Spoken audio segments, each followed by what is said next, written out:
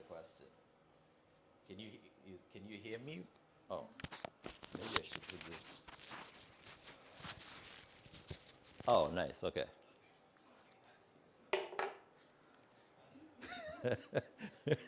It's, we can hear it from here. All right, cool. Let me make sure it works. Okay. So, any announcements before we get started? Hey, Miss Executive, Emily, do you have announcements? No, please go ahead. Oh, okay. If you see any questions, I don't know if anybody's going to click in. You're responsible for making sure I get the question from the chat. Yeah. All right, cool. All right, so let me start by introducing myself. My name is John Paul, go by JP. I'll introduce my credentials just now, but one thing you should know about me is I absolutely enjoy doing this, enough so I can spend my Saturday with you guys. And hopefully, this is the beginning of your journey to taking your financial independence seriously. Hopefully, your retirement conversation starts here. I know we all started working, so I'm just assuming this is going to be one of the places you remember when we did this workshop, you did something different with your finances. Now, this information is going to be completely new because even Canadians do not get this information. Financial literacy is actually not taught in any detail in Canada. Now they've introduced it in high school, but the way they teach it as what is a loan, what is this, and what is that. That's not very useful because what you need is what should I do as my next step? Let's say you have a job. What do you do to make sure that once you work the job, you can retire without any financial challenges? Maybe you're taking care of your parents. Maybe you feel like every time you go to the bank, you don't get good advice. Today is when you hear what you can do. So I focus and I call this financial wellness specifically because where financial advice falls short is that financial advice is usually related to just products. You come in, I give you a credit card, I give you an account, I give you an investment account, and that does not cover the meat of what finances do to us. If you don't take care of your finances, it's not like you will miss the investment account. You will feel the financial stress of, I cannot take care of my family. So I focus on wellness. So for 14 years, I've worked in the financial industry. I worked for Bank of Montreal and RBC. I'm a CPA. I did both the personal side and the commercial side. I did investments, loans, and I did write some programs. When I left the bank 2 years ago, I was the real estate program manager for commercial real estate. And I'm Rwandese, but I've traveled everywhere. My favorite place that I've traveled is Japan. So I truly do enjoy the world. And I've also traveled to British Columbia. I mean, now that we're in tariff land, we've got to start being proud of Canada a little bit more. All right, so these are my qualifications. This is what I bring to you today. I'm actually life insurance qualified. I got my CPA training, and obviously I said about 14 years in the bank. I bring that to you today, so I need you to ask questions. There are no dumb questions. I will cover everything from do you need a budget to how to choose an investment advisor to how to prepare to exit this world gracefully. So these are the partners that I've worked for, and you can see the top right. Is it top right or top left? My other left. Yes, I've just added Carrie today because we are doing this. So I've done this for each one of these companies. And this is a new logo because last time I did a taxation piece for Carrie. So you can see Carrie was already there. Yes, somebody made a face about when I did the taxation. It was at the very beginning of Carrie. The irony is it's about the same time, about maybe 4 or 5 years ago. And I was so proud to do it that I did it on my work computer, which I no longer have access for. So those slides are gone with the work computer. So I might have to come back and do a tax specific thing. And now that we are in February, March, April, That's tax season in personal finance. So it's very important to make your finances personal, and I'll make sure that you have every tool necessary to make that happen. However, because of all the certifications that I pay for, this is not financial advice. If I don't say that, everything I say would be financial advice. Okay, now that we have agreed that this is not financial advice, let me give you some good information. So this is my story. When I started, it's very rare for us to come in and put our roots here. So I'm very proud of being able to establish a really good career. And also now I'm in my second career, which is this educational part. I'm very proud that I was able to rise like through the process. I've done my part of my corporate career. I'm done with that, and now I'm in this part where I get to share with you what I've learned. All right, so this is what you are facing. Black youth under 35, and I'll say I'm youth-ish, okay? Let's not ask each other ages here. Don't be rude, okay? I'm youth-ish, but you can see that the wealth that black youth have is only 1.2 in Canada. It should be about 7. So if you think you're going to build wealth accidentally in Canada as a black youth, let me just end that dream right now. You're going to have to do deliberate steps, which we'll talk about, to build your wealth. The good thing is our employment levels are rising to meet all the other ethnic groups. So as long as you have a will to work, you don't have to deal with this 1.2 for long. We'll talk about things that can build your wealth and things that you can do by yourself. All right, first thing you need to know, and this is why I say this information you will also not find in any Canadian schools or universities. You need to know your money personality type. There are 2 ways of looking at how you react to money. It's either nurture or nurture. Are you born a spender, or do you make yourself a spender? To me, it doesn't matter as long as you know that you're a spender. If you don't know you're a spender, you will go around spending and then say, I don't know what happens to my money.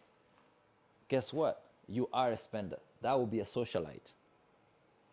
There are other money personality types as well, and all of them come with different things that will be considered contrarian to progress. Let's say if you're a saver, right? You're somebody who's a minimalist. You will miss out opportunities in the market. So saving is not the end of the world that, oh, if I save, I do good financially. If you don't know your money personality type, you will fall into a different hole that is specifically for your money personality type. And you can find out your money personality type for free. You can reach out to me, or you can go online, 5moneypersonalitytypes.com. Feel free to reach out to me and ask for that website again. But understand your money personality type. First, before you even check how much is in your wallet, I know some of you are listening to this and you're like, I hate budgeting. Yeah, you're going to have to wait on the hate budgeting part until we deal with who you are financially. And the crazy part about Canada is, before you even have money, you have credit. So the credit acts like money, and it interfaces with your money personality type to create sometimes even more harm before you get the money. So it's very important to know yourself and apply this framework to know where your blind sides might be. If you're somebody who's an enterpriser, for example, you're future oriented, you want to start a business, you want to do this, the things that are happening right now might escape you, and you might end up not even reaching your future goals because you forgot that rent is due on the 31st. All right. This is also a problem in Canada because 70% of Canadians suffer from financial stress. Part of that comes from lack of confidence, just not knowing like what's the step that I can do. Part of that comes from we have a monopoly that runs our banking sector. 93% of banking assets in Canada are in 6 banks. So they don't care to take you through your money personality type, your budget, or any of that. As long as you're getting the accounts, as long as you're getting the loans, they will make their money. You know how they will make their money? They have already made their money for years and years, being the monopoly that they are. So it's going to be up to you to find some strategies to reduce your stress. And that's what we'll be talking about today. And one of the things I focus on is I do understand that, at least for most of us, our parents were managing money the same way we are managing money, figuring it out. So I try to take an empathetic approach. I don't know if you've been online, you see somebody like Dave Ramsey yelling at people. That doesn't make people want to do stuff for themselves. But I implore you, as you learn, today implement something. I want to show you how wealth in Canada is made. So you can see this is a chart of people born in 55 to 64. So this is before you. And this is to convince you that even if you were born here, you can still miss the boat. It's never too late to miss the boat. Like, you can go on doing nothing and you can miss the boat. These people are born here. This is like 10 years after World War II.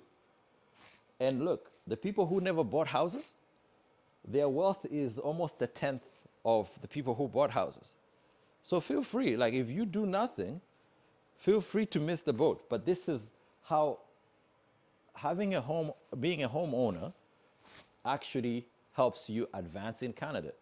But it's not the only thing, because we all know down payments can be a hassle to get to.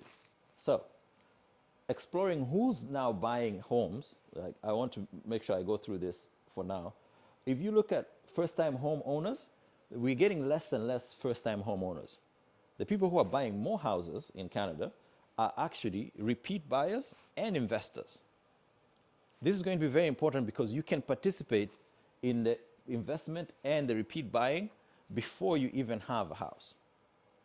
But what you cannot do is sit on the side of either home ownership or investment, especially on the real estate side. All right, so why would I start with real estate as the first asset? By the way, it's not the only asset. The only way you can retire in Canada is if you stop working, your assets should be able to give you the money to keep living. And you will see that the opportunity is there for, as you work to put money aside, to buy some assets in different ways. We'll talk about investment, so that at the end of your working career, you have money that is sustaining you. And you don't have to wait until you're 60 or 70. You can get to your number. If your number is $1.2 million, if you get to $1.2 million, you just text your boss and say, I'm not coming in today. But the big part of that is real estate. Real estate is about 40% of all assets. In Canada, it's hard to get ahead without having a real estate strategy. And if you're not going to buy a house today, we'll talk about what you can do in the next slide to at least keep up with people who have bought houses. Because that's the first question that comes, okay, I can't buy the house right now. The way my finances are set up, you know, I can't go. That's fine. That's where we come to other options that are available. This is a performance from 2000 to 2022, so 22 years of how the financial markets have performed compared to real estate. You can see they're all keeping up. So if you have $100 today and you want to make sure you keep up with the people who have bought houses, the right thing to do is get into the equity markets, go and do some investment, and that is going to keep up. So going into the markets takes 50, I don't know if there's a minimum, and you can do it by yourself with Wealth Simple and other things. We'll talk about that a little bit later on. But I want to impress this on you, that even if you are not ready to buy a house, you have got to keep up with the homeowners. And the way you do that is through investment. All right. Sorry, which one was the real estate? So real estate is the green. And these are like home prices. And this is the dotted line is the Canadian investment market, equity market. And the gray one is our tariffing friends, which is the U.S. Equity market. So you can see there's a delta. There's a difference between investing in the U.S. and investing in Canada, because you see the dotted line is Canadian equities. The gray line is the American equities. Now, I'm not here to say one way or the other which one you should go to. If you're feeling very patriotic to Canada, go into the Canadian market. You still keep up with the homeowners. I'm not here to help you choose between US and Canada. I'm here to show you that if you want to keep up with the green, which is the home ownership, like a rise in asset value, go into the market. Yes? So considering, I guess the challenges for the first time buyers, Yes. young ones at least, that will be moving, Yeah. would you advise somebody who's maybe just started to work to look more into investment or getting a house, buying a house, for example? That's a really good question. So the question is, somebody who just started working, you don't have the down payment, what should you do? The money should be working. So you go into investments until you have the down payment. What you cannot do is sit on the side. We'll also talk about the credit score, which, as you're preparing for home ownership, it should be down payment and credit score as well as your job. As a lender, when you come to me for a mortgage, I'm looking at those three things: cash flow, down payment, and your credit score. Your credit score tells me how you deal with credit. And there are different ways to build it, which is a fun part of the presentation. We'll talk about that in detail. But if you're unable to get into a home today, or let's say in 6 months, then get into an investment and keep up. Like I mentioned, you will be keeping up, like even if, let's say, it's 2014, you're not ready to buy until 2016. If you're in the market, you've kept up. So if you don't have the down payment, take your $100, your $200, put it in a growing equity program.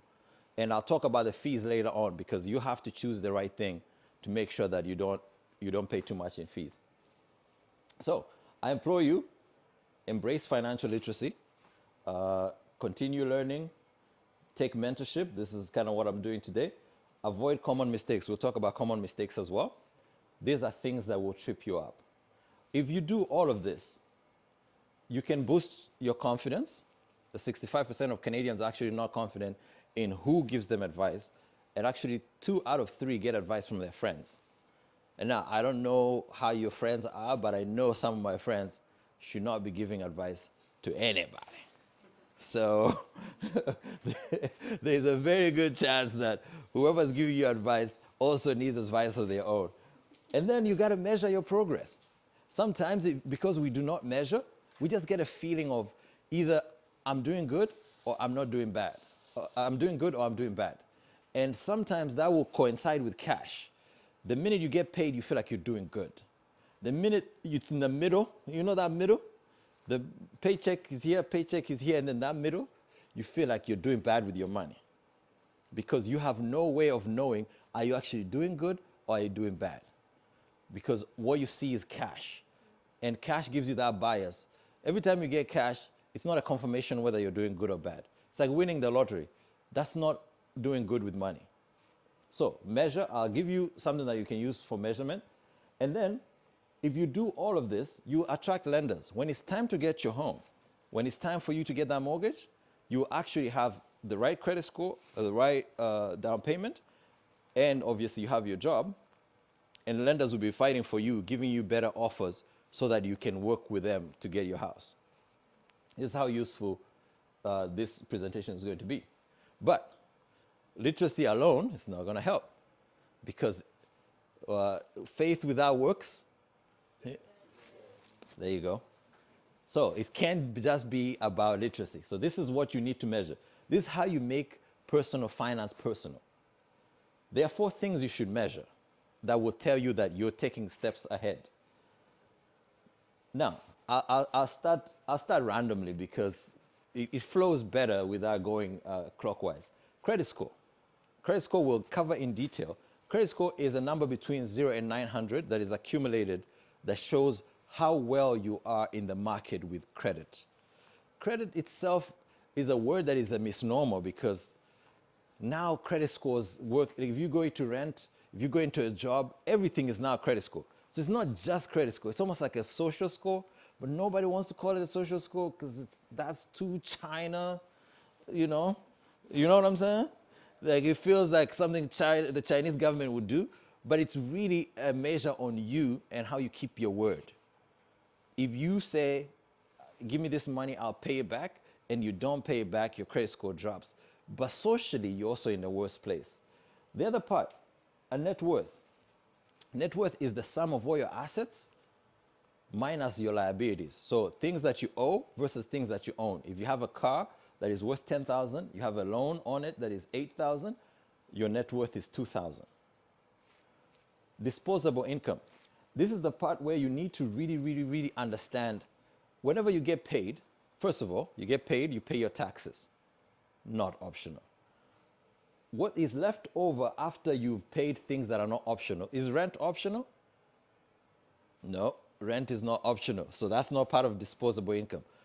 All the other things that are not optional, once all those things are removed, you get a number called disposable income. That's why it's not as important to know if I'm making 100,000 and you're making 100,000, but my rent is $2,000 more than yours, my disposable income is going to be less. So income itself does not tell you anything about how somebody is managing. Disposable income does. And lastly, the wellness score. So this is something that I actually made. This is a score of my own. It's similar to the credit score. It's 0 to 900.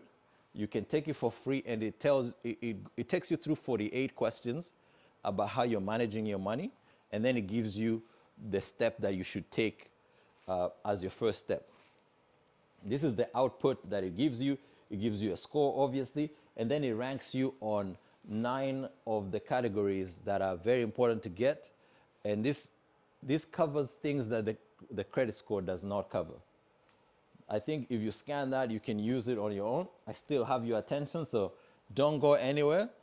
And don't scan it and start filling it out right now, because it takes 8 minutes and I need all the 8 minutes. But the reason why I had to create it is because the credit score misses the personal finance part of it. While the wellness score, so it will cover cash flow, insurance, being prepared for risk, financial literacy, marketplace confidence, investment, savings, and net worth and resilience. So they will not be a part of your personal finance you will not touch by doing the financial wellness score. Now, this is how you understand wellness. Once you do the financial wellness score, you understand, okay, by the way, wealth comes from wellness. If you see me use wellness and wealth, it will be interchangeable. Because there's no use in having cash if you're going to spend it tomorrow. So sometimes when you say wealth, people think make money quick.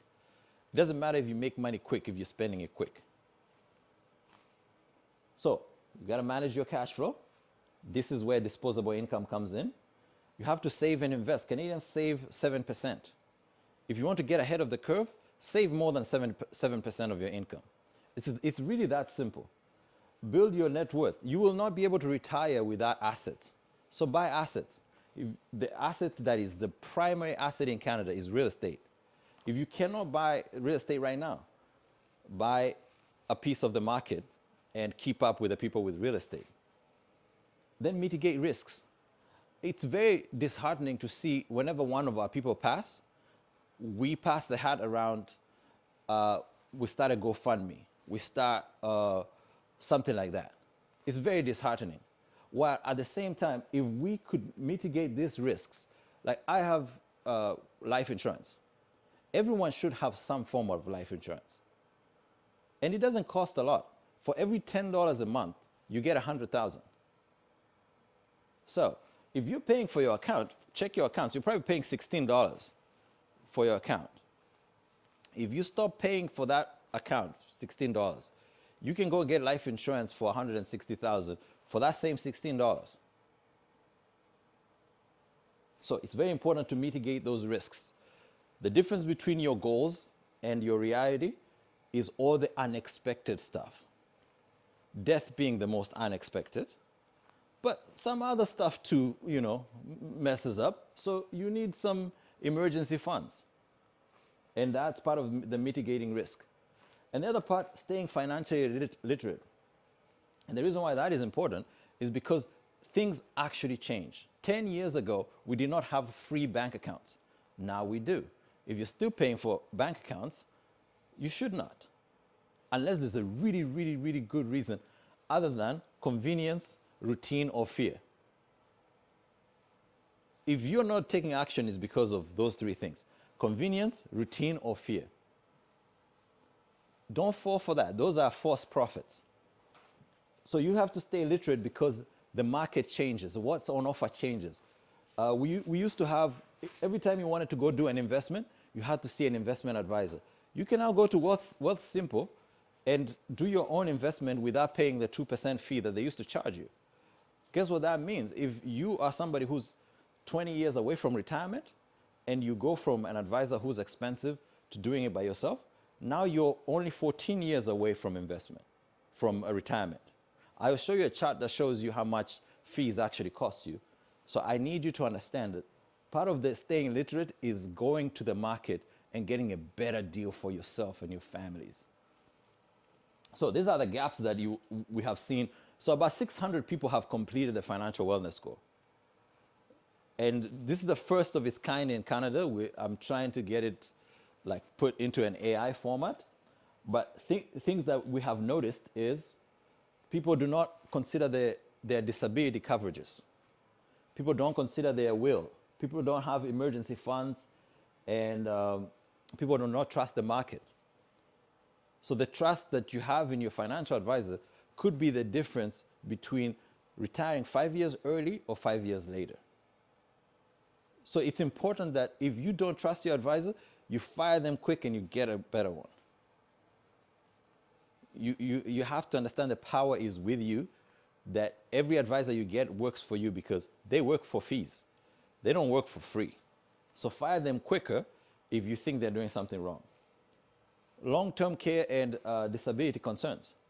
One of the reasons that might interrupt your whole entire plan might be having an injury that keeps you away from work. Your cash flow will be interrupted, and the savings that you've been putting aside, the investment plan, the house plan, everything goes haywire. Consider getting some insurance for that. There's insurance for that will also cost you maybe about $10, $20 that will cover 6 months, 12 months, whatever you think the gap that might expose you to broken dreams would be. There's a solution for that.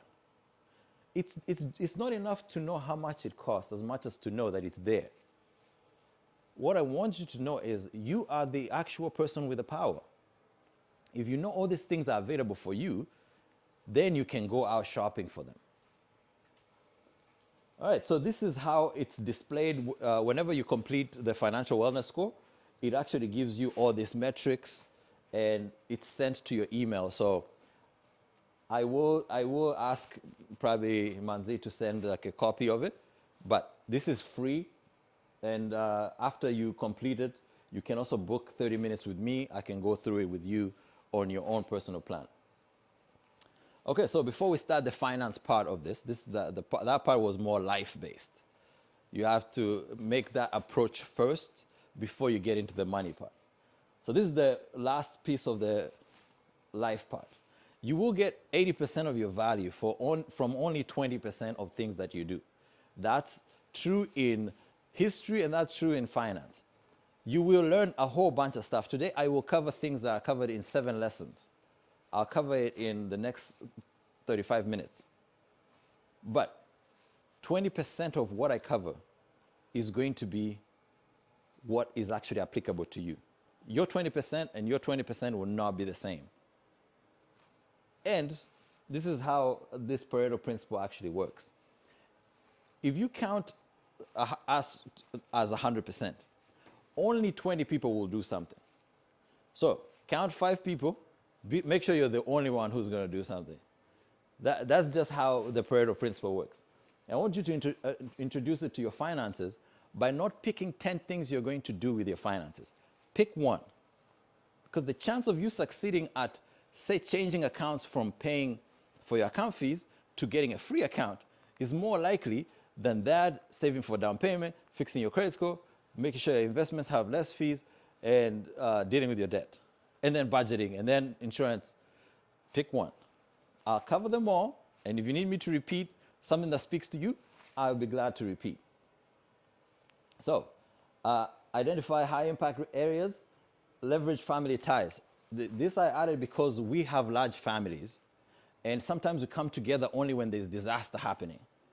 That's just not the right way to do it with finances. If you start investing and you're like, okay, I'm investing in a better account, I'm paying no fees, you should leverage your family ties and go and make sure your family is not paying account fees. If you just signed up for a little bit of life insurance, go to your family, leverage that knowledge, and make sure no one in your family passes away, and then now we're doing a GoFundMe.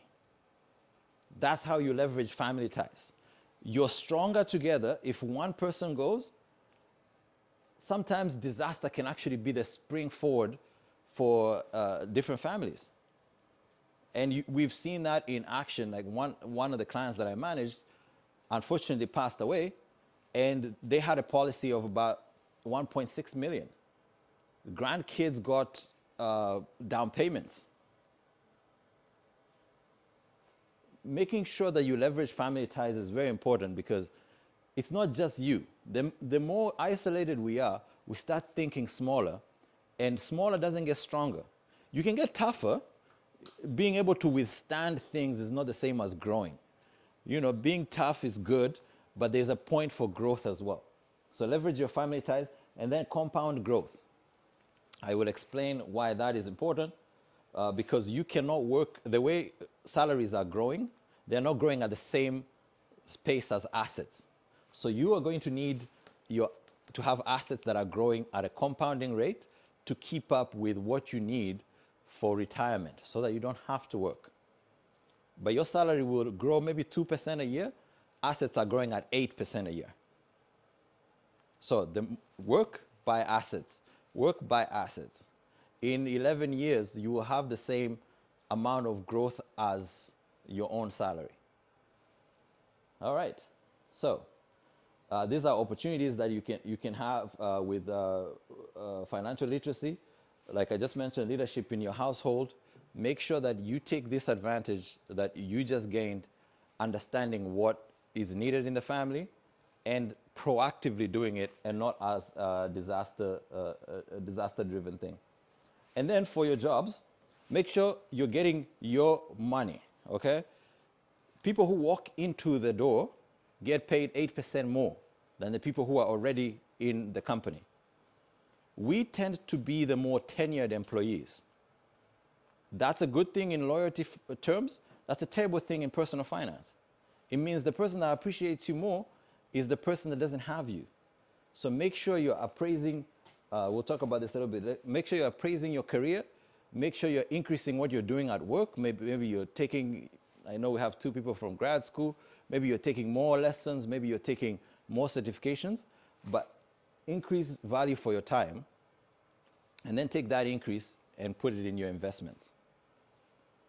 All right, this is about increasing income. I think most of you are familiar with finding a side hustle. Make sure it's not a scam. A lot of literature that I've seen on finding a side hustle end up in different scam worlds. Now, as long as you're adding value to someone, legitimate value, and please, when it comes to like trading crypto and all those things, we'll talk about them. I don't count those as side hustles. I count them as gambling, and we'll talk about why gambling might not work. Long term, though, what you need is asset-based cash flow. This is when your investments, real estate, stocks, or pension actually pay you cash flow that is similar to your actual paycheck. That is how long-term you're going to sustain. It's not going to be you being clever in the market. 98% of money managers, professional money managers, do not beat the market. So every time you're going to a bank, just understand that 98% of the people who are accumulating those funds did not beat the market. So you're not going to be clever with the market. The market knows everything. There's like a clearing mechanism where if you just stick to an index fund that tracks the market, you'll be fine. I'll talk about the fees later on. When you're thinking of growing, I added this specifically for you guys. I am beyond my 9 to 5. I started in the corporate world for 14 years. Somewhere for your growth to continue, you are going to do something outside of your 9 to 5 or your regular job to expand what you can offer to the market. I want you to keep that in mind, whatever it might be. It might be a hobby, it might be a new skill, it might be a new asset. You might be the new promptologist. 3 years ago, promptologist was not a thing.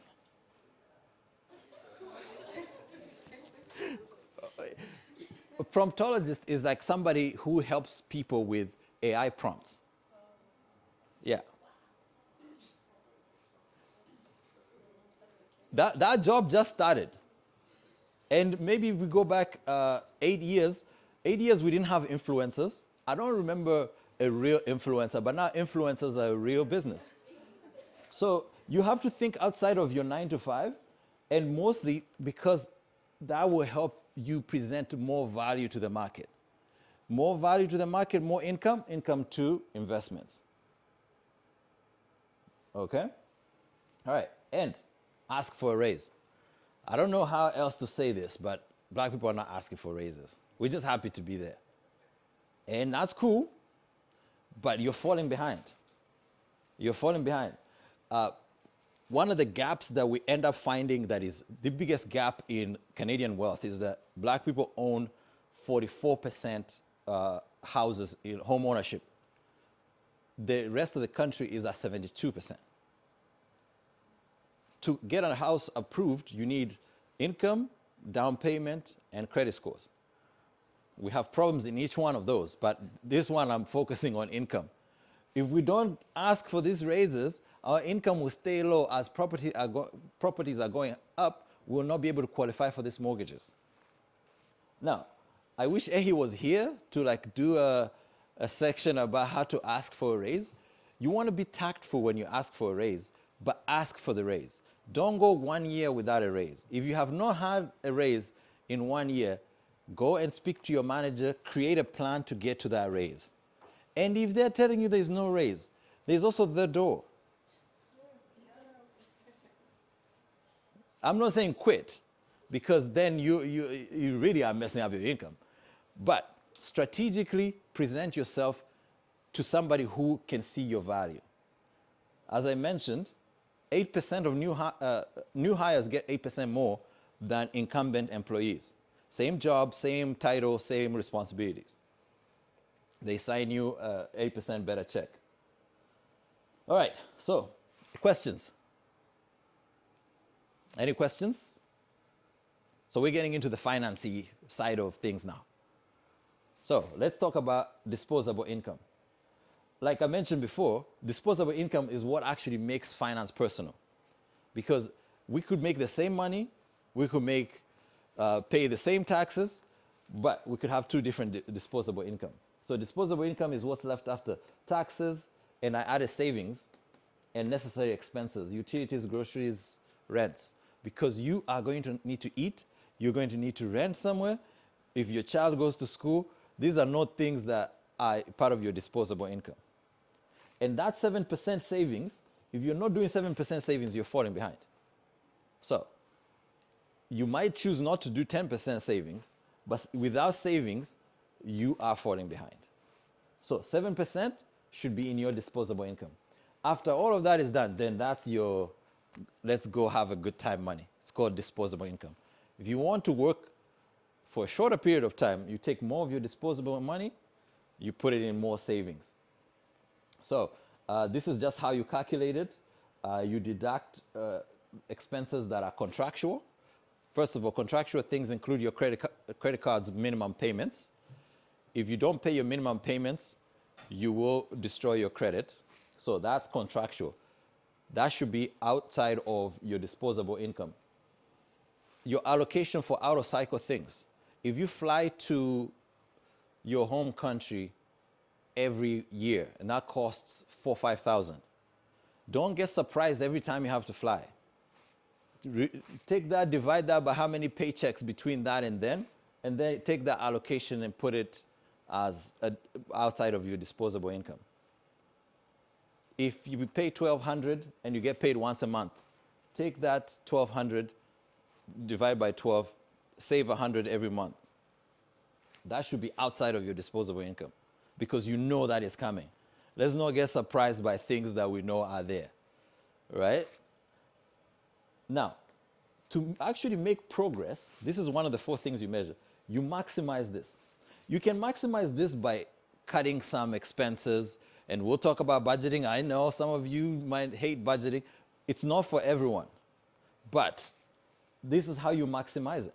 You maximize it either by cutting things that you are doing, but most of the times you're going to maximize it by increasing what's coming in as well. We just talked about maximizing things that are coming in, thinking outside of your 9 to 5, asking for a raise, cash flow based asset-based cash flow, and maybe some non-scammy side hustle. All right? That's how you maximize the revenue part. But the expenses part, this is you. This is you. And now with the new TAP, I know it's not new anymore, but forgive me, I've been an adult for a long time. I was there before the TAP, and I was there before ads on YouTube. Just so you know. So to maximize it, we just talked about the revenue side. The cost part, that's you. That's where you take control. You can take control by understanding your expenses. No matter if you hate budgeting, I'm not asking you to go and actually scratch out every single line item. But if you do not know exactly what you're spending on, you at least should have automated savings to make sure you're not falling behind. Remember I said 7% is falling behind? Maybe target 10 to 15%. And if you're not doing that now, make sure you're investing yourself into making more money. There are situations where you're not making enough to make the savings. But most situations than not, even if you're not, you should be creating that 7%. Because the habit is going to be more difficult to make than the money. Money is going to come. The habit is going to be harder to make. So start without the money, because building the habit is the tougher part.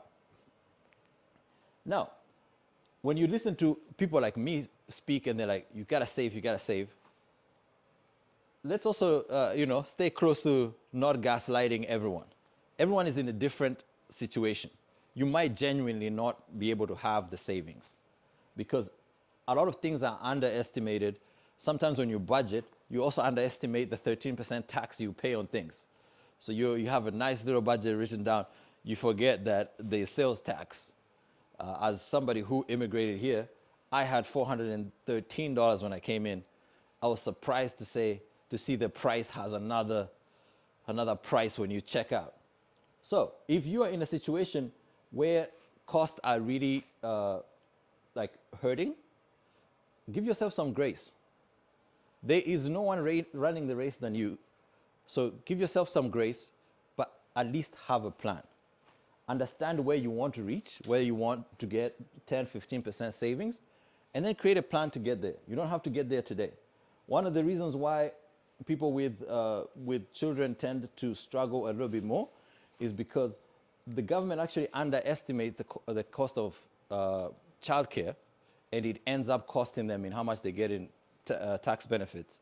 So if you have a child or you know somebody with a child, it's important to help them understand while budgeting, the government will have underestimated how much it takes. All right, so for those who hate budgeting, by the way, who loves budgeting?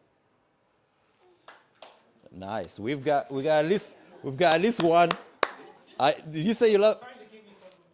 Oh, there you go. All right, who hates budgeting?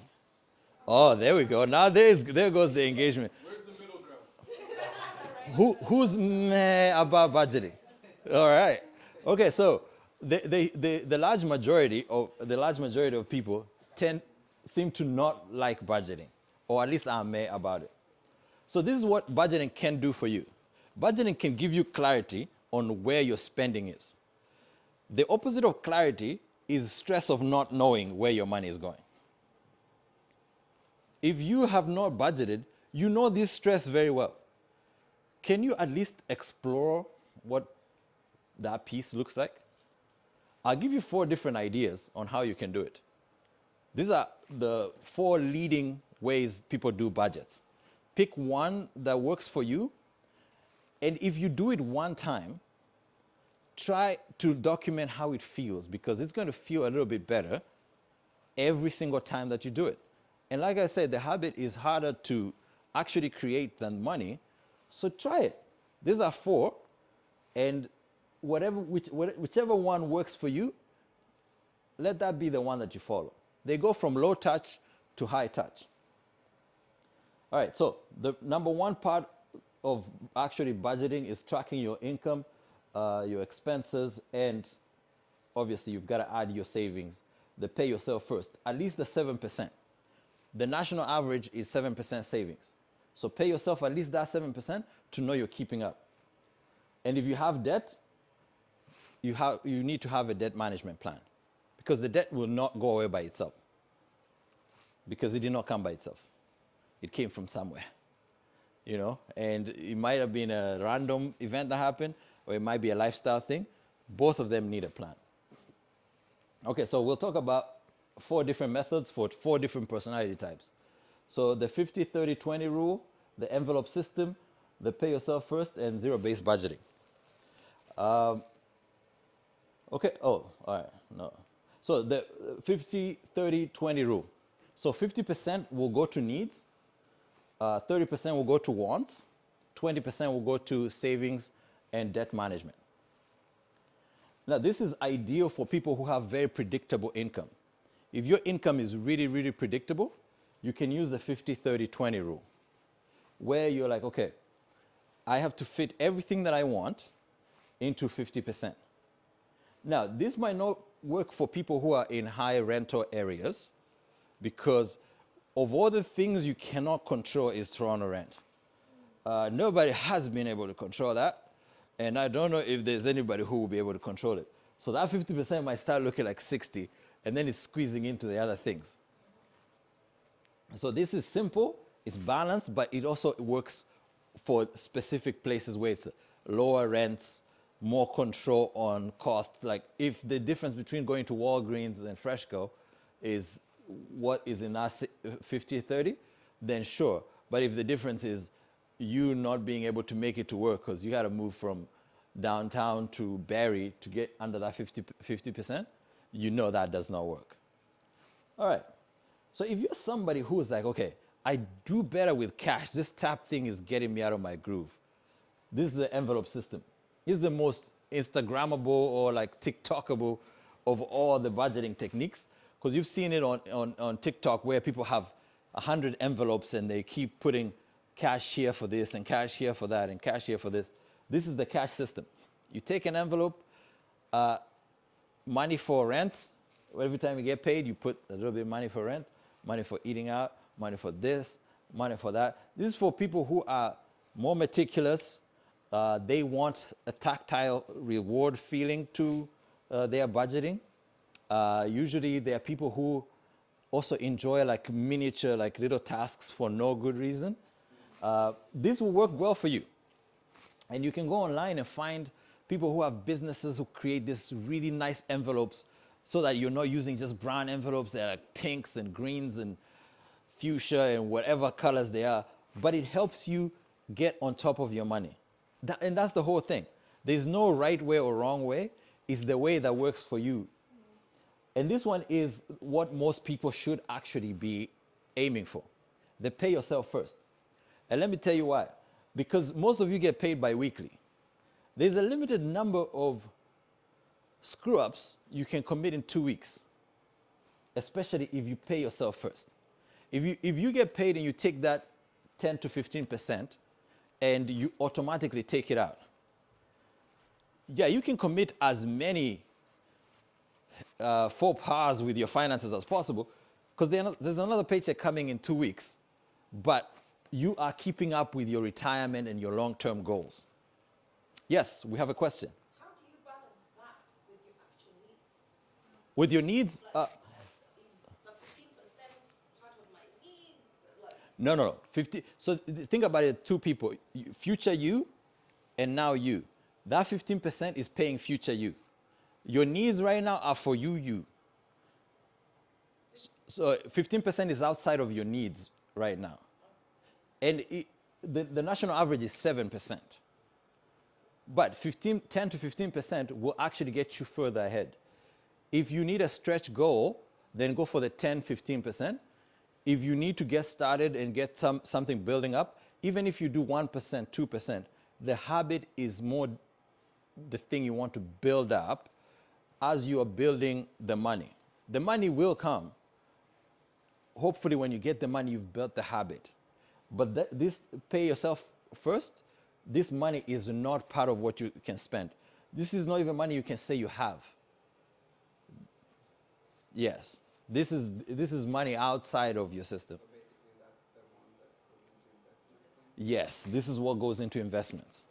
Yes, and that's different from even the emergency fund. But you can use this to start the emergency fund. Once you fill up the emergency fund is like 3 to 4 months of expenses. Then you do all the other things you need to do with investments. Yes. Does this also apply to people who don't have the same like payroll every month? So let's say if your payroll is not, or like you're like self-employed, does that apply to them? Absolutely. How would you implement that? So let me just go back to. You have to allocate allocations of out-of-cycle expenses. So if your money comes in lumps, you have seasonality in your money, and the bills are also coming in different.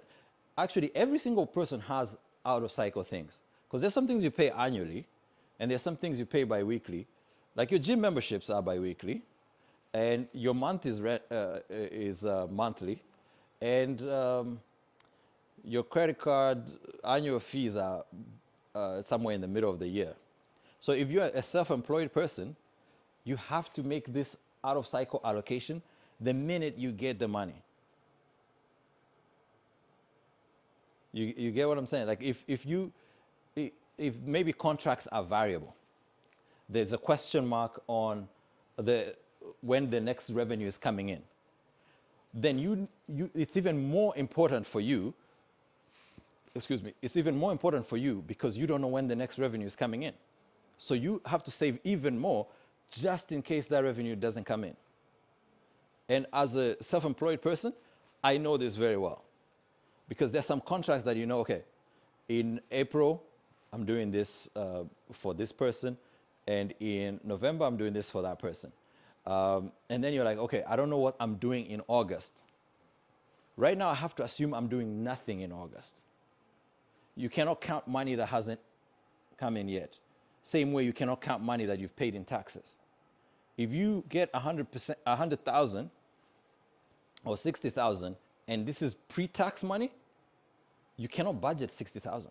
You've got to budget 40,000 because that money for taxes is not your money.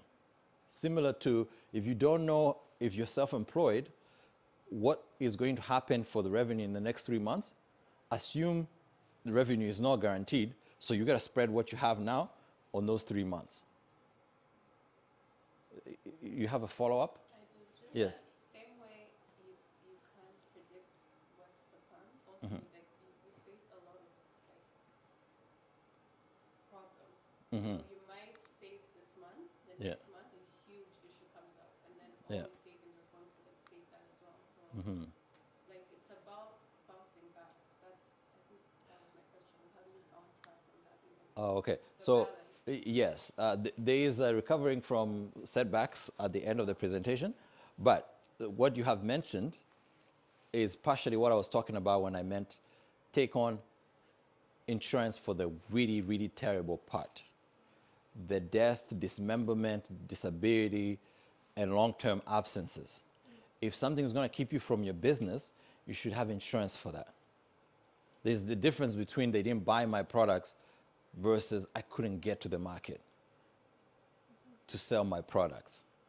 So as a self-employed person, having not just business insurance, but adding a little rider on it on disability and short-term absences is very important. Most people who are employed have short-term disability insurance with their work, 6 weeks, I think 6 to 12 weeks. Make sure that you check on that. Go to your HR and find out what short-term disability options they have. And if they don't have it, that's where you need to consider it. And it could be like $16 to $40 a month. Whatever the case may be, you have protected yourself to at least being able to carry on your craft, the thing that brings in money. All right, so we've talked about the budgeting methods.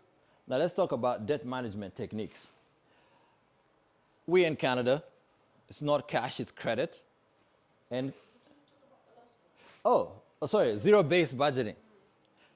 Yes, you can tell which one's my favorite. After I was done with my favorite, I'm like, okay. All right, zero-based budgeting. This is where you give a job for every dollar.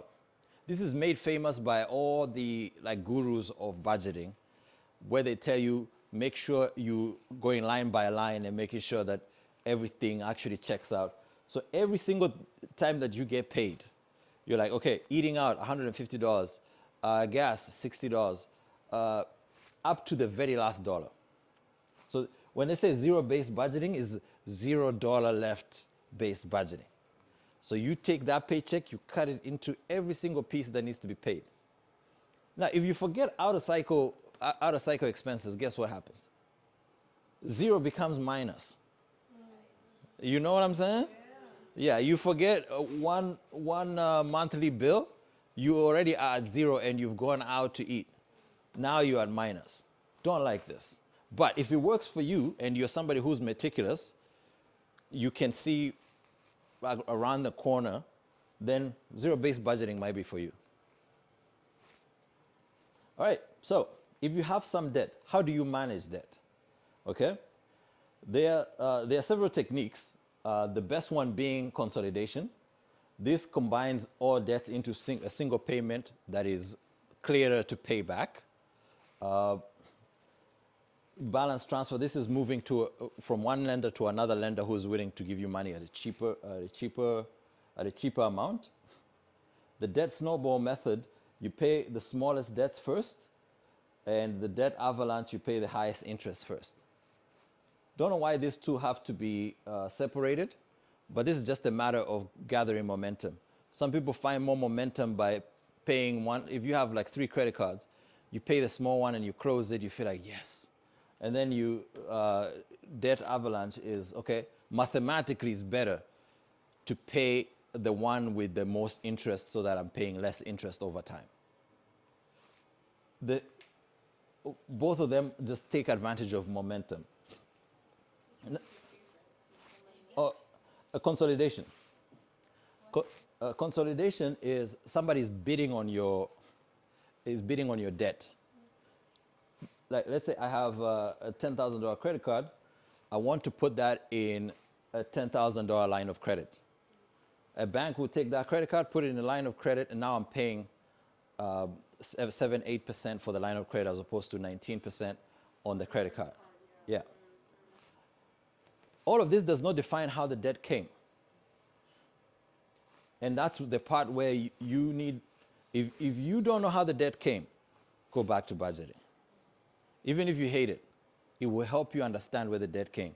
Sometimes lifestyle creeps up, and first it's a small balance, and then something surprising happens. Now it's a big balance. Now you're pushing the boulder up a hill. That's fine, because recovery is always about the habits. The budgeting will help you create the habits a little bit faster. So even if you hate it, do it for 3 months and say, okay, this is a short-term relationship with a budget. Something of a casual situation. It's going to create those habits for you, and then you go back to pay yourself first. So this is the only way to build wealth in Canada. Either real estate, career, or investment. That's it. End of presentation, people. That's it. You already have this, even though you might not be thinking your career is an asset, but your career might be the biggest asset that you will have on revenue basis. If you think about it, if you didn't pay taxes and you didn't spend anything, most of you have probably made $1 million already. Or we're about to make $1 million. Twice over. Yeah, so it's either real estate, career, or investing. And most of us will need the three of them. So how do we do this right? Okay, real estate is 38% of Canadian wealth. Every rich person in Canada has real estate in one way or another. If they don't have it in their house, they own it in the market. If you buy the Canadian market, 30% is also real estate. So when I say you can keep up without buying the house, is because once you buy the TSX equity basket, it also has all the Canadian malls and it has all the other real estate that is around. So you might not be the landlord today, but you're receiving rents, and those rents are going through your stocks, going through the market, and now your money's up. The only thing you cannot do is sit outside. You cannot be doing nothing about it, because then you'll be falling back. So to get into your real estate, you're going to need a credit score on top of the down payment and having your job. So what does a credit score does for you? It allows you to borrow at good rates. A good credit score, good rates. Bad credit score, bad borrowing options. We'll talk about exactly what that means. It also allows you to get some job opportunities.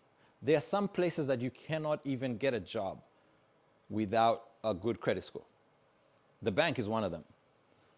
You might not get good advice from the people that you walk into the bank and you're like, I need retail advice, but you at least know they have to have a good credit score to work there. All of them have to.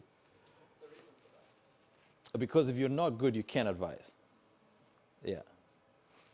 And some insurance rates, not in Ontario, I think Ontario does not allow insurance providers to use the credit scores, but some insurance rates, companies will ask you to self-report your credit score, and then they give you a discount. The way they are pricing that is that people who are good with being good in society are good with driving their cars, maintaining their houses, taking care of their pets. All your insurances follow that. Like credit score good, good person. Credit score not good, Yeah. So credit score is very, very important. Other than your SIN number, there is no number more important for you in Canada than your credit score. So this is how it's calculated. It's between 0 and 900, and it actually is divided into 4. Like I know it all sounds like a lot of numbers. It's just divided into four groups: excellent, good, fair, and not good. So if you have, let's say, for example, 780 is excellent credit. 900 is also excellent credit. There's nothing 900 will get you 780 will not get you. So it's not a matter of maxing out the credit score. It's the matter of being into the excellent category. But if you're in good category, you're also fine. There's a lot of things that you can access. You just want to make sure that what's holding you back on your credit score is not a behavioral problem, like you're missing payments or you have collections and stuff like that. To access a house, especially if you're not putting the full down payment, the government requires a score of 600. 600 is in the fair category. So even if you have fair credit, you can still get into your house. So the credit score is compiled by 2 organizations, Equifax and TransUnion. Strangely, they are both American, I believe. Maybe TransUnion not. Experian and Equifax are American, but very rarely you will see a TransUnion credit score that is vastly different from an Equifax credit score. I will confirm whether they're American. But either way, the financial wellness score is very Canadian. I'm just saying. We're making the plug right here. So the way they compile the credit score is based on 5 things. I say one is missing because I need you guys to guess. You've read some of this, so whoever guesses, Imanzi is going to give them a gift. So there are 5 things that make up the credit score. The biggest one being your payment history. Whenever you take out any credit piece and you pay it as agreed, then this 35% is going to be pristine, perfect. What does that mean? In different loans that you pay back and they keep reducing, you have to pay on the day that they are due. Car payment is due on the 31st, you pay when it's due. A credit card, because it's revolving, it will also, excuse me, it will give you 21 days of grace period.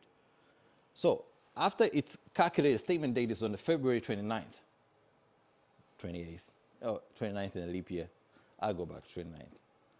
You have 21 days before you can make that minimum payment, usually of 2%. If you make the minimum payment, this part here will be perfect.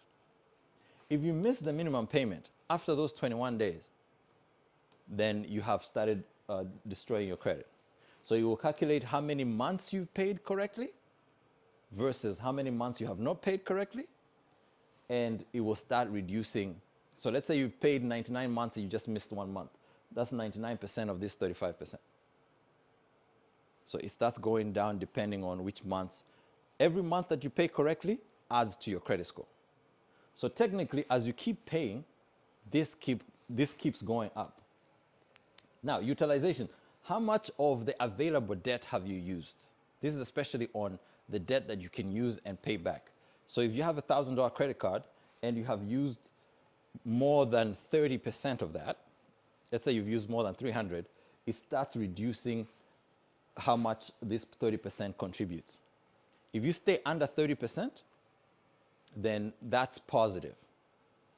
Now, if you stay at 0, eventually the card might actually be deactivated. As a lender, I don't want to give you a card that you're not going to use because I don't make money. So the game is set up to give you money, you spend the money, we get some revolving action. So I need you to spend this 30%, but if you don't spend it, make sure the card is active. Because this new credit part is very important. If you don't have a credit history, you're going to struggle as if you did not pay your bills. So when we come in, everybody's like, okay, get a credit card. One credit card is not enough. And nowadays, there actually are different options that you can do instead of taking on more credit cards. Usually, to get a file that is significant enough for a lender to look at that says, okay, this person knows what they're doing with money, you need 4 accounts. Anything less than 4 accounts is a shallow credit. So it might be 700, but you got 700 and a $500 credit card. I don't know what you do with money. I can't tell. You just don't have enough there. But you no longer have to just get another credit card, which is what we used to tell people to do. You can take your rent and add it. You can participate in things like WOVIO, like community lending. You can add like different things that are not just like, okay, go get another credit card. But target should be 4 accounts, and don't just get accounts to get accounts. Hopefully they're useful to your actual life. If you go and add how much you've been paying on your rents, most of you will get a year, 2 years of perfect payment record from your rent. That's going to boost your credit score. Yeah. What if you don't have enough things to use full credit cards for? That's where, if you're preparing to buy a house, these are conversations that you got to start 12 months before. You check your credit score, your credit report, and you see what number you get. it might, what we used to tell people is you go, you get like a small loan on like 1,000, buy your laptop. Even if you secure it with another $1,000 in the bank, that counts as a borrowing incident. And as you pay it back, it shows that you've paid back loans. Having 2 credit cards, unfortunately, the average Canadian has 2.3 credit cards. This is not right, but it counts as one more account. And it comes to like closer to 4. I think you have something. I am trying to put your words into practice in my head. Amazing. Because I'm talking about the graduates who are, right? Grad school. The grad school, and you're talking 4 accounts. I'm like, they don't have that in their account. And it doesn't make sense. So Yeah. how do we make it make sense? So I have a credit card, that's number 1. Yeah. I'm paying off some furniture. That should count as an account, a second That counts as an account. Okay. Yeah. And I'm paying rent. Yeah. So that's 3. Oh, okay. And then you have your phone. Phone bill. That's a good question. Ta-da. It sounds like a math game to me personally, but Yeah. I wanted to ask, is there a much simpler approach to this, or anything that can help you like plan this out? That's a good question. It is, there is a bit of credit hacking going on. Yeah. And unfortunately, to get to like 800 credit, there's usually credit hacking. Because if I have $1,000 and I've used 300, one way to get my credit score higher is to go to the bank and increase that credit score, credit limit from 1,000 to 10,000. You see? So there is games being played with this, and it's not perfect because it's actually not a score for you. It's a score for people trying to lend you money. That's why I had to make the wellness score. The score is not very useful for you. I'm just telling you that's how they judge you. The score is for somebody trying to lend you money. So it's not as important to focus on maxing this out as much as staying in the clear of doing the wrong things. The credit score is not going to help you move forward, but you cannot go through Canadian life without knowing your credit score. Yes, Emily. You mentioned accounts. Can you define what that is? Because you said rent is an account. This is an account. Yes. So think about it this way. Earlier I said when credit score was first invented was to measure how you participate with the credit industry, right? But it expanded into what I cannot call a social score because it sounds like the Chinese government is monitoring people. But the way you pay your rent has nothing to do with credit. Literally, you gave the landlord credit by giving 1 month rent at the end, but now they found a way to track how responsible you are with promises you've made. That's more of tracking a promise, similar to your phone. Some of us go and get the phone, and the phone itself is a loan. That's why it becomes an account. You're paying it off. But even if you pay it off or you have your own phone, you bring your own device, that account is still an account. That has nothing to do with credit, but that's an account. It's tracking how much you're paying what you promised. So the credit score has expanded from its initial use was to measure how you interact with the credit system. It reaches that are just beyond now. And it's still private, by the way. The government does not run this. So there's real risk in part of what you see in wealth gaps that are being created is because the credit scoring system that allocates credit attracts wealth. We'll go into that a little bit later. Credit and wealth go together. Because if you want to make more wealth, you're going to have to take credit. And even if you don't, somebody's taking it on your behalf. When you invest in the equity markets, somebody's taking credit on your behalf.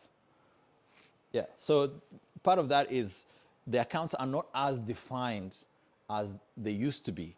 But right now you can count on the fact that every time you interact and you make a promise, you sign something, that's going to be an account.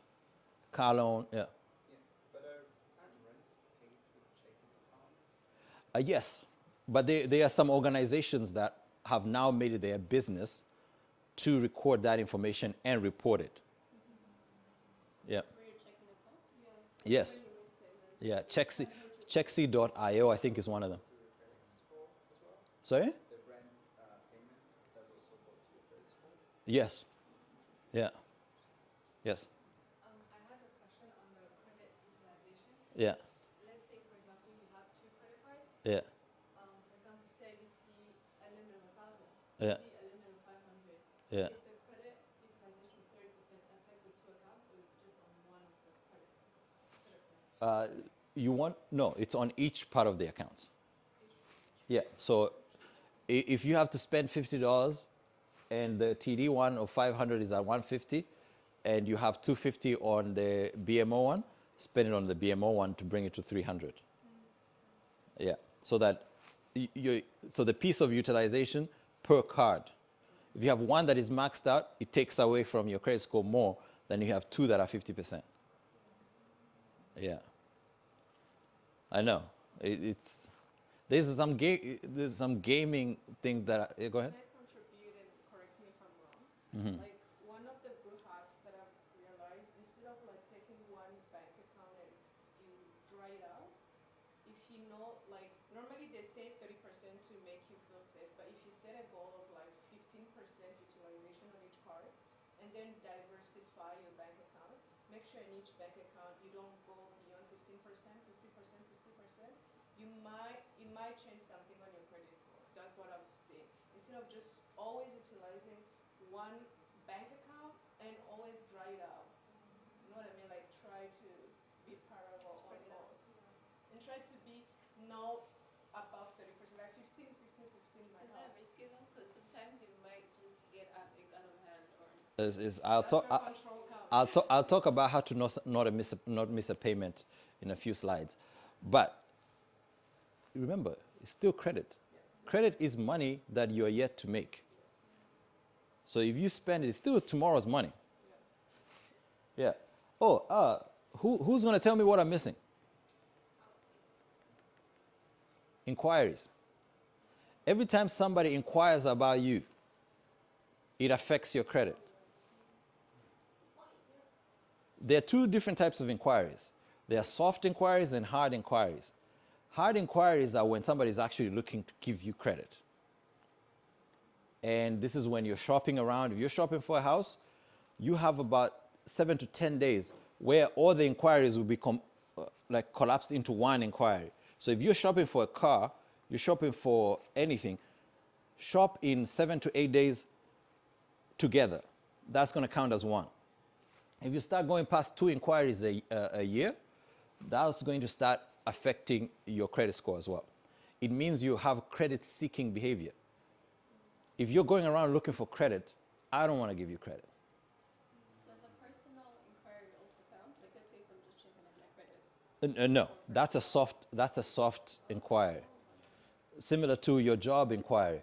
Some landlords, unfortunately, will use some services that hit hard inquiries. So when you're shopping for your renting situation, try to download your own credit score and bring it to them. If they won't take it, then you want to make sure that they're not hitting your credit. Normally, like when they take out, how many points do they like? It's only 10%. As you can calculate what's left. It's only 10%. That's for, is it how many days you check your credit? 2 times a year you can check and it's not going to affect your credit. And 1 time a year, the TransUnion and Equifax has to give you your full report if you ask for it. So you can ask for your full report, and the reason why you want to ask for your full report is because 40% of credit reports have errors in them. Yep. Equifax just paid $29 million because of errors that they had in their credit scores that cost people the chances to buy houses. And most of those people are black. And it's very easy to get that wrong. It's very, It's like biased, basically. so that's the part where it's very hard to call an algorithm biased. Because the algorithm, it's like garbage in, garbage out. Right? Like the entry level part of the algorithm has a problem. My name is Nyereka. If somebody gives me a card and says Jean-Paul Nyerere, Those are two different cards. Like, I try not to play spot the racist with the algorithms because it calculates for the wrong thing. And then if it's bad information at the beginning, it will be terrible information at the end. And there's bad information everywhere. There's bad information on last names that are complicated. If you happen to own one of those, hyphenated, Jean-Baptiste. Some people will hyphenate, some people will not. So some of the systems will take your middle name as your last name. Check your credit report once every year. It's free. Make sure all your accounts are there. 40% of the scores have errors. All right, so this is how you can improve your credit score. First of all, pay your bills on time. There's nothing bigger on the credit calculation than paying your scores on time, paying your bills on time. Keep your utilization low. Don't keep a balance just to keep a balance. Every single time you keep a balance, it costs you interest. That's like sending money in the wind. Just because I say don't go past 30% utilization does not mean you should keep 30% utilization. If you can pay off your balance, pay off your balance. Okay? Check your report. Check it annually. Go through it and see what they say about you. That's like, think about if you could get a gossip report about you. You know, like things that they say about you. That's what the credit report is. Check it once a year to see if they're telling the truth. And if they're not telling the truth, there are numbers and ways to fix it. It takes about 21 days, and you will see they remove, especially with identity fraud being so bad nowadays, they will be able to remove things. They'll be able to like add things. If you see there's a card missing, you might be paying a card on the side that is should bring your score up, but it's not in your credit report. Make sure they add it. Lastly, don't close your oldest account. And I'm assuming here that everyone opened their account after 18 years, after they were 18 years of age. But if you have a child who's less than 18, you can actually get them a bigger advantage by sharing an account with them that is older than them, because the older your account, the more it gives history of how much you've been paying bills. So at any one point in time, your credit score is 7 years history of bill payment. So if you close an account that is the oldest, you might go from 7 years of history to like 4 years of history. Now your credit score will go down. Make sure you always keep your oldest account, or at least an account that has 7 years of good history. And if you have one that has good history and one that doesn't have good history, and you have a choice, close the one that doesn't have good history. And by the way, good history, I mean 100% payment on time. Because even 99%, 1 month missed is going to reduce your credit score. But if you close your oldest account, you can cut down the time that they have of you paying bills. Now that's not beneficial to you. And this happens sometimes when you're coming out of university. Now you're getting your full banking on, you know, like those free accounts are done. They're like, okay, we put you on a performance plan, but guess what? You got money now. Forget that nondescript visa. You need Avion. You need something that tells these people that I'm here now, you know? And then you're like, okay, then I'll close my old one. No, don't close your, also don't take the Avion. It's like $125 annual fee. But that's between you and how you want to feel about yourself. Don't close the old one. Just make sure that you're not missing a balance that is there. Sometimes you might get to, like, let's say you have a $500 limit. You might get to $499 and think that, oh, you know what, it's $1. That $1, if you don't pay it, it counts as a full missed payment. It could be 1 cent. So this is how to not miss a payment. Set reminders or link at least the minimum payment to an account that's going to have money. I'd rather you take from your savings than you miss a payment. Neither should happen. But if I got to choose between, you know, like like a pound of feathers and a pound of rocks, I'm choosing you to link to your savings, because at least you know there'll be money there. At least link there for your minimum payment. And then schedule automatic payments. If there are some things that run through your account that you know consistently will, schedule automatic payments. You do these 3 things, you'll never miss at least the minimum payment. Your credit card will never affect, your payment will never affect your credit score.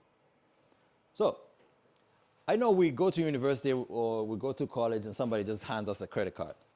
If we were to do it the right way, this is how you would know how to manage your credit card. You have to assess your buying power aside from credit. How much buying power do you actually have? Look at your financial situation and find out how much disposable income you have. Even if you have 10 times that amount of disposable income on your credit card, it does not increase your disposable income. That's just credit. Disposable income is the real money you have. If you have a tapping problem, socialite. Remember the money personality type socialite? Yeah, somebody say that's far. I'm going to get there. That is far. There you go. If you're a socialite, you're materialistic, you're generous. Guess what tapping helps you with? Being generous. Somebody order shots. It's on me. It's your birthday. I don't even know you. Don't worry. Drinks on me. Yeah. So leave the card at home if you're a socialite. Right?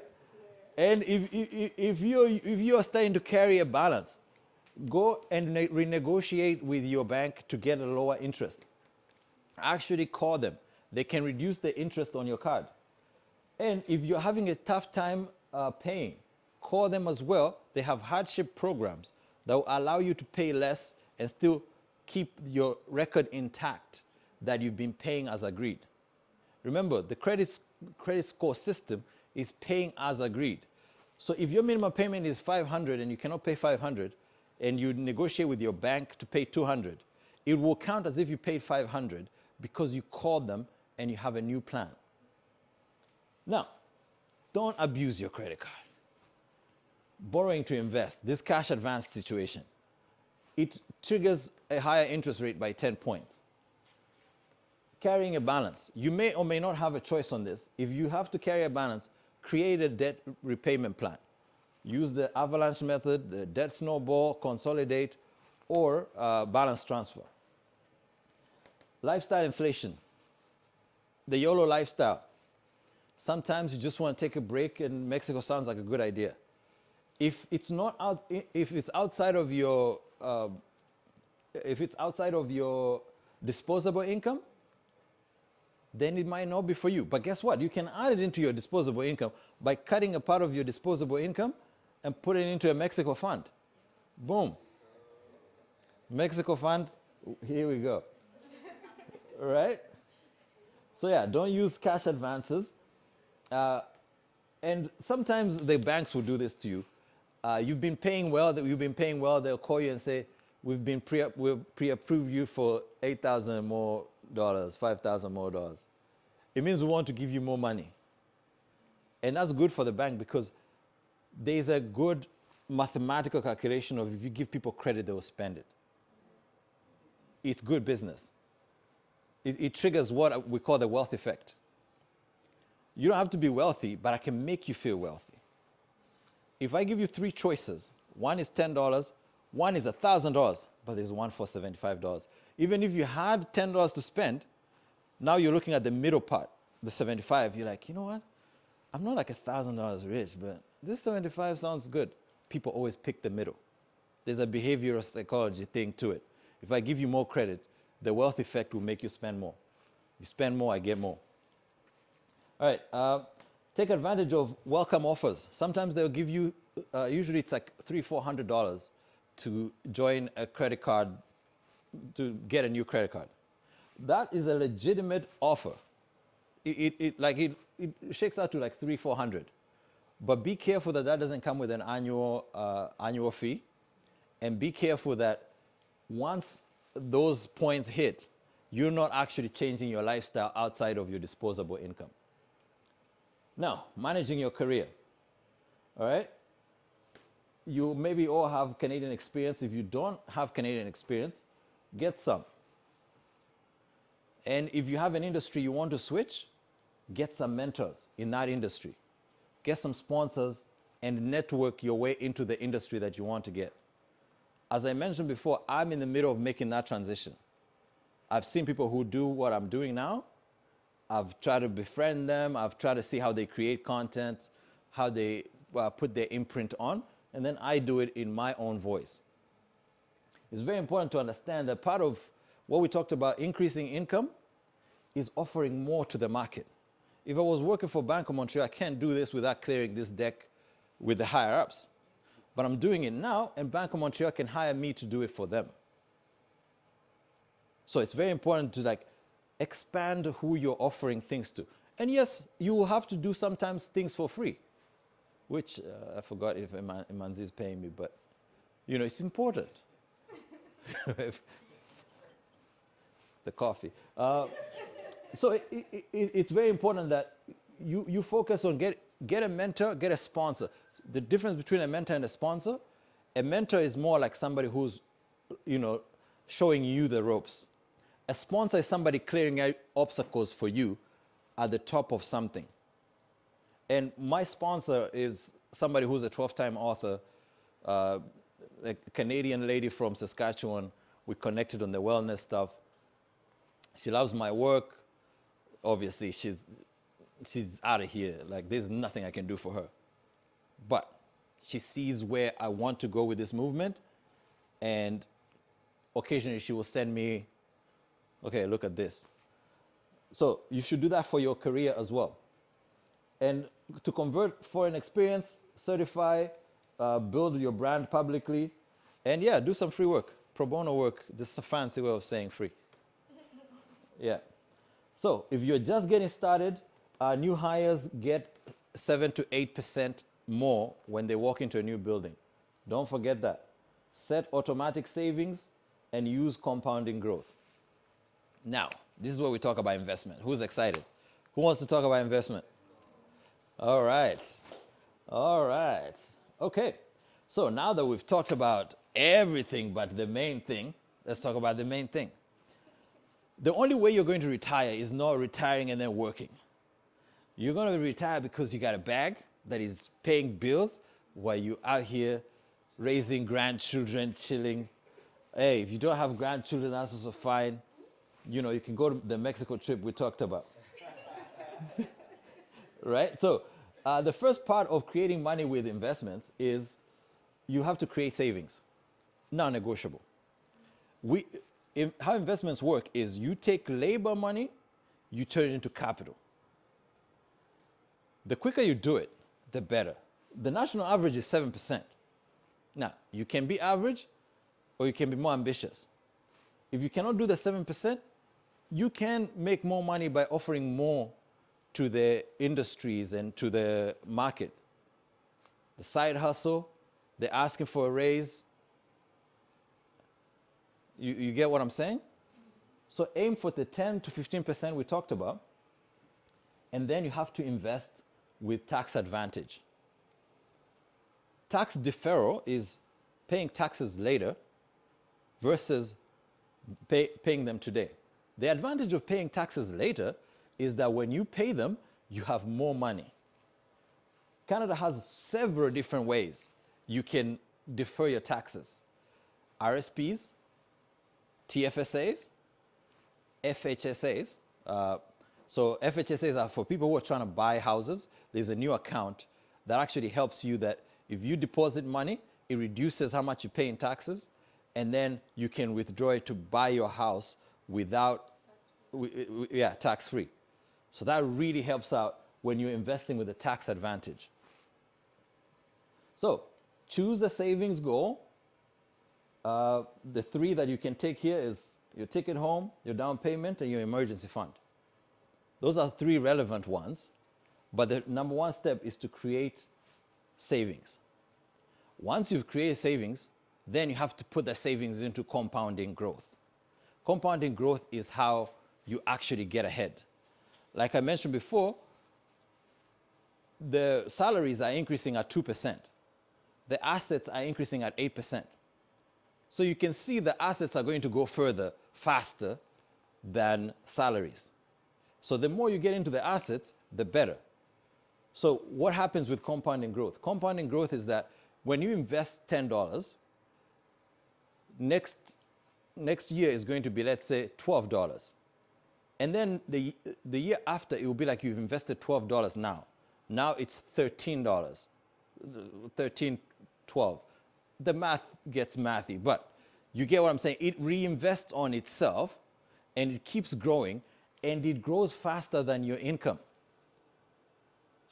So the faster you can create those savings and take advantage of reinvested earnings, which is whenever you buy this stocks and TSX or S&P 500, they keep reinvesting. And then they are compounding faster than you're getting paid. Now, it's important that you diversify. People who pick stocks lose money. So it's not just about investment, I'm going to go into the market. It's not being too cool to actually diversify. The easiest way for us all to diversify is to buy a cheap, I was going to say S&P 500, but we are at war with these guys now. So, an index fund is something that just tracks the market. Nothing fancy, just keep the fees low. That's just going to help you keep up. Remember that slide I showed you, keeping up with the homeowners? If you get a diversified TSX tracking index, it's going to help you stay same wealth creation as homeowners before you even own a home. And it will be well diversified because the TSX has every single company that is significant in Canada, and you don't have to go and pick them. Anything you do, do not pick stocks. You won't be good at it. The people who are good at it are not good at it. And if they're good at it, they're trading information, not the stock. You understand? They beat the market to the information, not to the stock. Sorry, go ahead. Do you play with if you had enough disposable income? Yeah. You've done your other part of, saving, emergence, picked your index, and it's all good. You have a little bit more disposable income left. You play a bit with that, buying some stock that if it's promising, because you never know, some people hit the jackpot. So let's do it this way. Buying a lottery ticket is a much cheaper way of participating in that. Now, if you really, really want to be a stock trader, then you have to commit to the stock trading. And that takes research because you have to beat people to the information. For example, we are going through tariffs right now. The people who are killing the market are people who shorted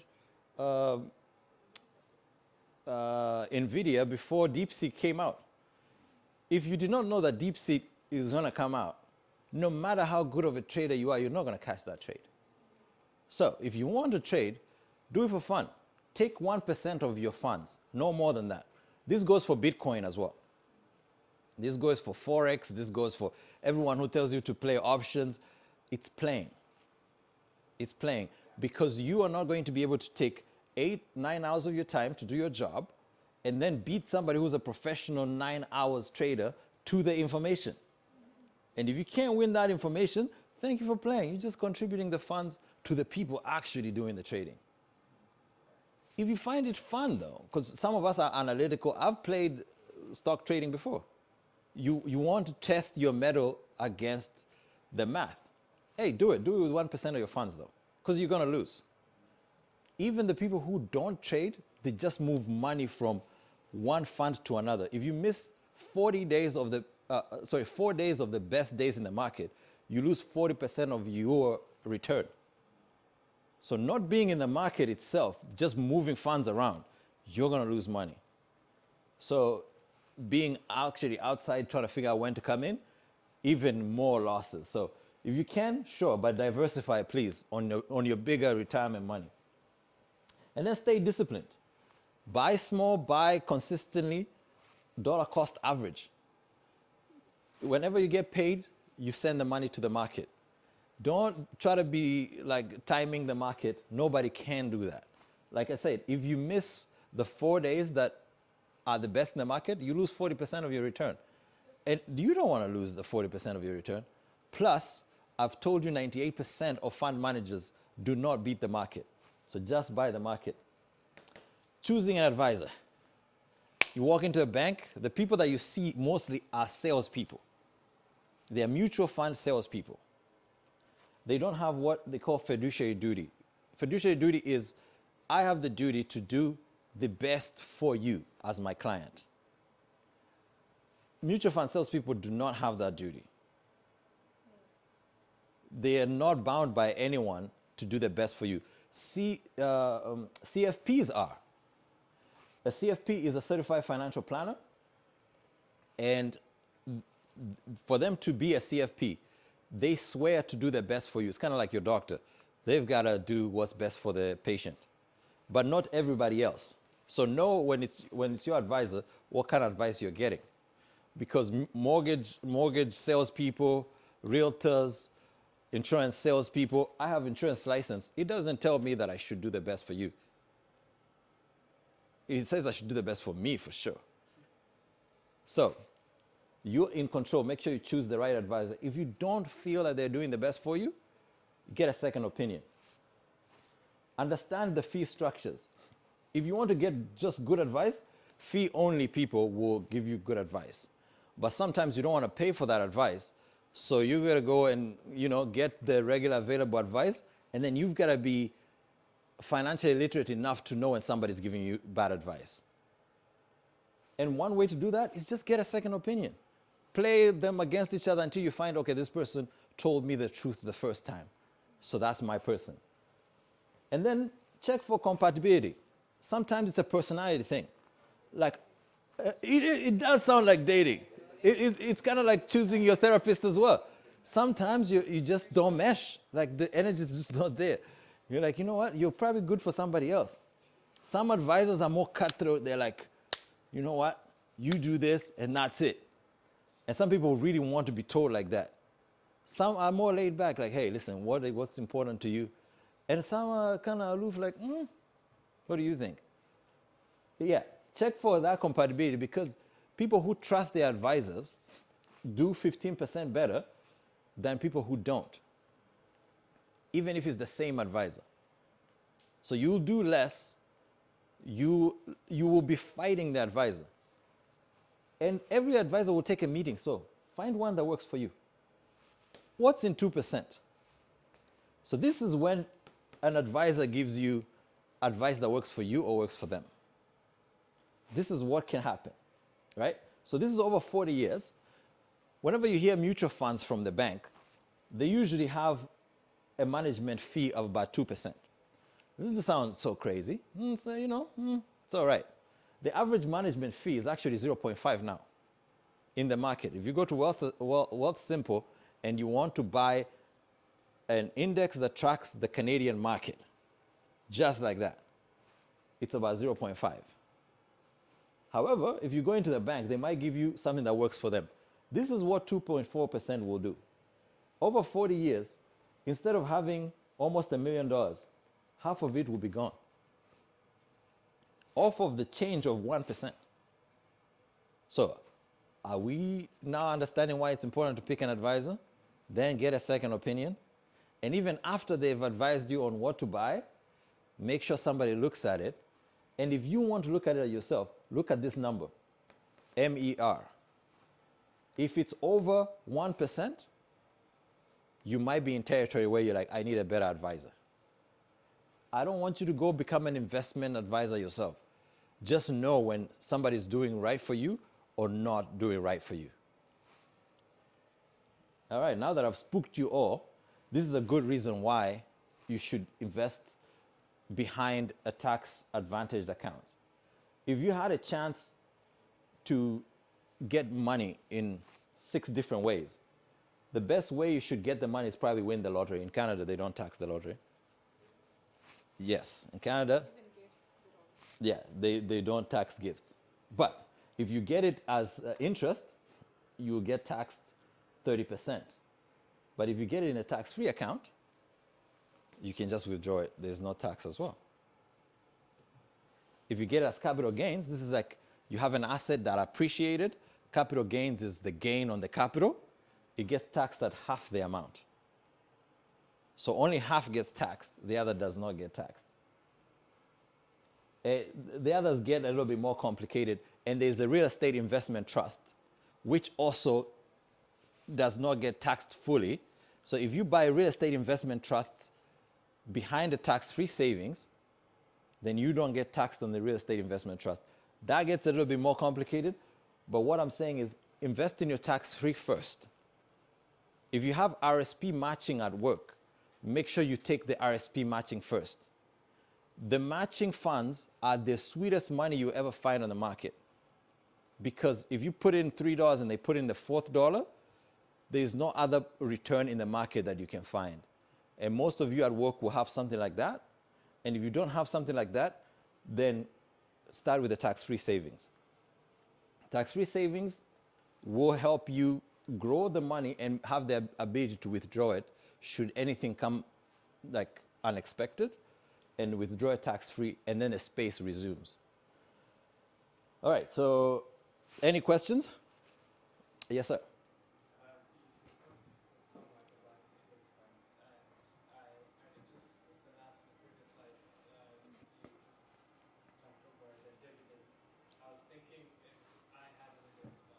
Investing and I'm receiving so much of dividends from the index fund. How is that taxed? And if I want to withdraw some of those dividend yields, how is that taxed? And how can I withdraw that? So dividends are taxed. There's the step down process. And if they're Canadian dividends or like foreign dividends, are also taxed a little bit different. I noted here the average is about 10, but if you earn them in the tax-free account, then they are tax-free as well. Yeah. If you earn them outside in a non-registered account, then you have to go through that process of reporting it to your tax filing software of like, this is the dividend, this is how much it was, there's a percent that's going to be taxed as much, and then they shift them up so that they can apply a different taxation. Like it gets a little fine detail-y at the tax filing side. So if you have dividends and sophisticated things that you're earning, earn them behind a tax shelter because it simplifies what you have to pay in taxes, as well as save. And Yeah. what's the cap to what you can withdraw from the TFSA? From a TFSA, you can withdraw the entire amount of a TFSA. I think the cap right now is 102,000. If you have 102,000 in your tax-free savings, you can withdraw all of that, and the space comes back the next year. So if you withdraw 7,000, the 7,000 comes back the next year, plus whatever the government adds to it. That's different from an RSP, by the way. RSP is 18% of your salary becomes your new space. But if you withdraw from RSP, your space does not come back. Your space is gone forever. And you will have to pay taxes on what you get from RSP. You don't have to pay taxes on what you get from tax-free savings. However, when you're contributing to tax-free savings, you've already paid taxes on that money, except those dividends that are coming from what's already inside.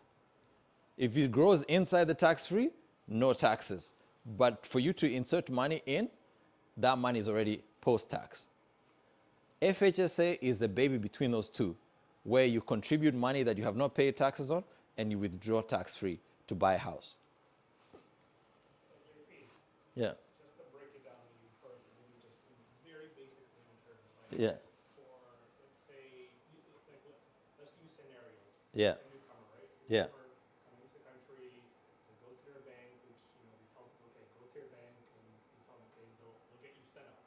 Mm-hmm. People open checking account, Yeah. and maybe a high interest saving account. Yeah. Or anything like that. So let's say they're a student, or let's say they've now graduated, they're now starting like a new job. Mm-hmm. What would be the strategy that you would tell them? Okay, you have a checking account to now to start to get into some of these different accounts.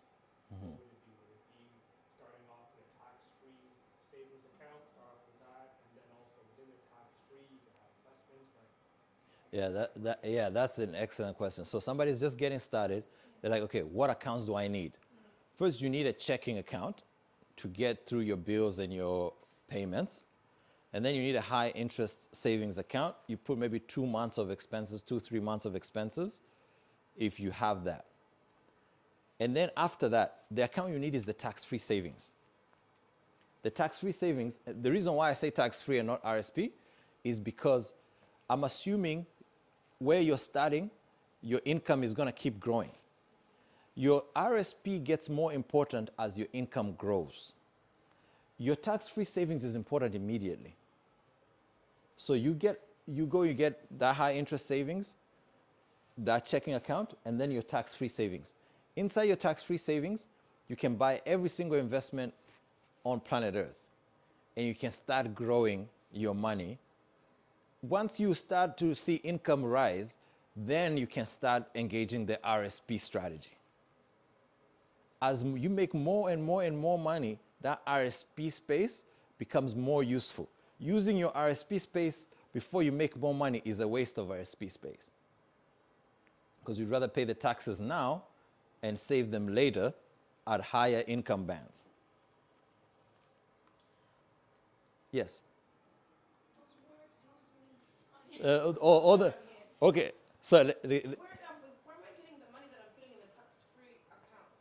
oh no, I'm just saying, so Talk to me like that, because yeah.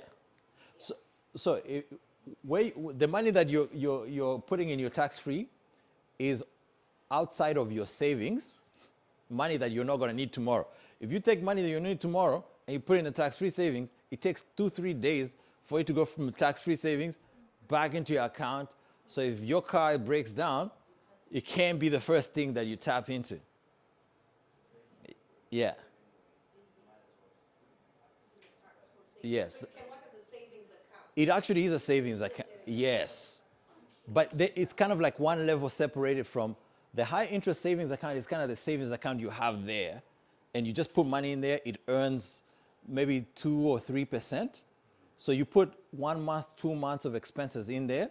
And that's the thing where when like something surprises you, that's where you go. After that, there's the tax-free savings account where you can buy some investments and start to see that compounding growth. But it cannot be the money that you need should the car break down, should the window smash, that you need it right there. Do I have to have high-end savings to be able to afford the tax-free, or can I have my checkings and my tax-free? Oh, no, you can absolutely skip the high interest savings. Yeah. And you can also have 2 tax-frees. You can have as many tax-free savings accounts, as many RSPs, as long as you don't go past your limit. I'm glad that you brought that up. And I've tried this.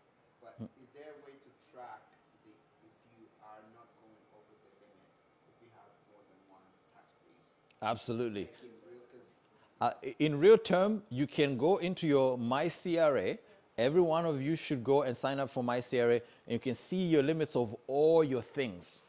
All your things. Like some of you have been working for a long time, you probably have a lot of RSP space you don't know about. 1 year you don't want to pay tax, you can just go and get an RSP loan and pay your RSPs and then trigger a refund.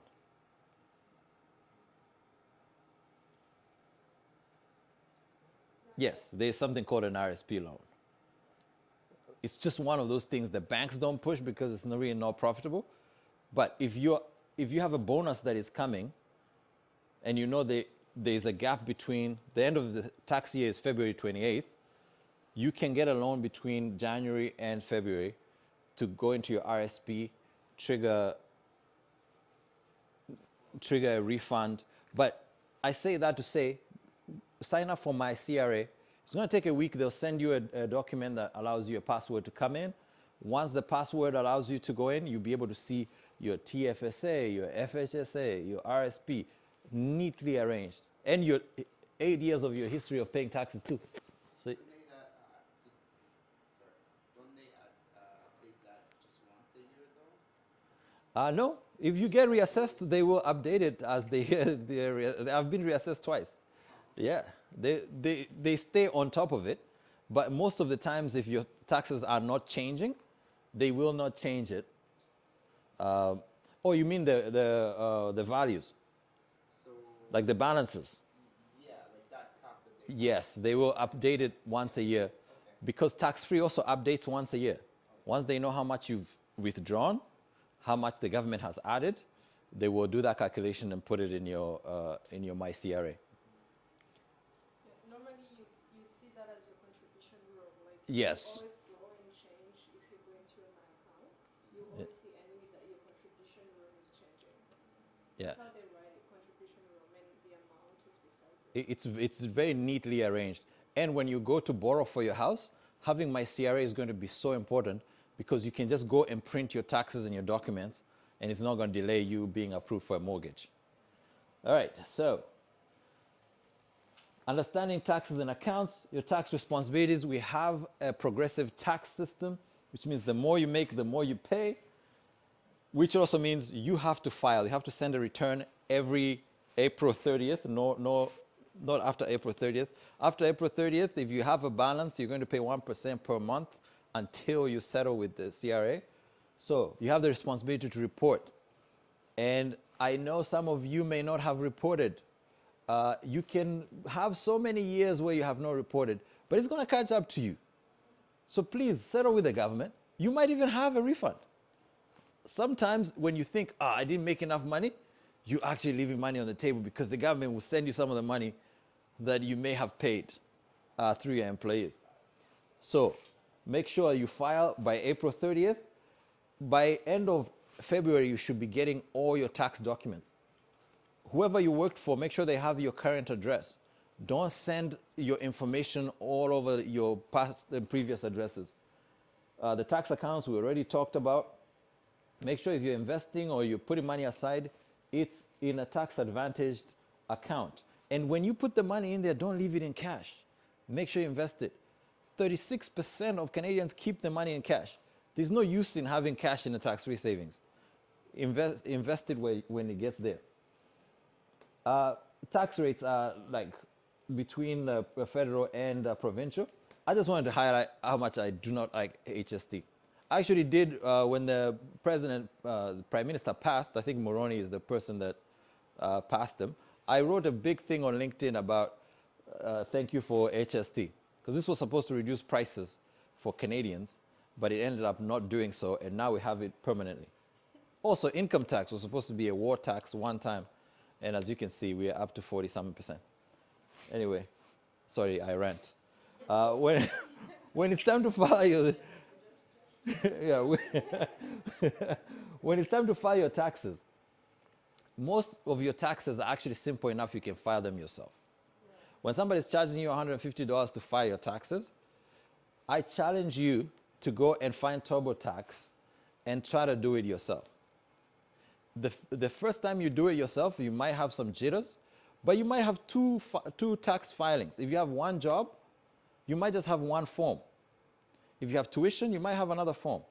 And if you follow the instructions slowly, you might actually find it's actually free to file your taxes. Just don't file after the deadline. And if you haven't filed the past several years, please catch up. So, at the end of the presentation, this is where I give some warnings. Because we've had so much fun, I want to bring it down to earth. Do not go with speculative investments.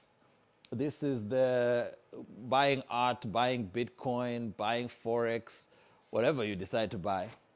I'm not saying it's a scam, it's just speculative. Gambling is always random. So betting your comfort later on in life on gambling is a very questionable thing to do. Get rich quick scheme. Need I say more? Need I say more? I'm sure somebody has pitched you on a get rich quick scheme. And if it sounds too good to be true, probably is. Now, if you're doing well in life, you will have a small lump sum of money. The minute somebody senses that you have a nice savings habit, they will pitch you more and more. You are more vulnerable because you are doing well in your finances. So you don't have to look out for somebody coming to steal your money. It's electronic. You look out for your friends and your family. They'll come with a good idea, a business idea, music career. Yeah, 100%. You know, something we could do one time. You know what I'm saying? Like, yeah, everything you see here, you know, risk-free, it's basically free money. If you hear anything like that, you're already in scam territory. So for long-term financial growth, you need an emergency fund. That's the high-interest account that I was talking about. This is not the tax-free savings. You need to continuously educate yourself. Products change. The market keeps offering you better and cheaper products. Investment advisors, you used to be a rich person to have an investment advisor. Now you need 2 or 3 advisors vying for your business, minimum, to make sure that they're doing a good job. And keep investing. You're only going to retire comfortably because you make good investment decisions, not because you had a good job and not because you had good savings. You have to have good savings, but your investment decisions are the reason why you're going to be comfortable. And I have showed you the MER. Make sure no one is giving you a 2% MER because you attended this lecture and on this Saturday night, that's never going to happen to you again. Overcoming financial setbacks. Somebody asked about that. So, lives. Sometimes the lifing be lifing. When it life's that hard, what do you do?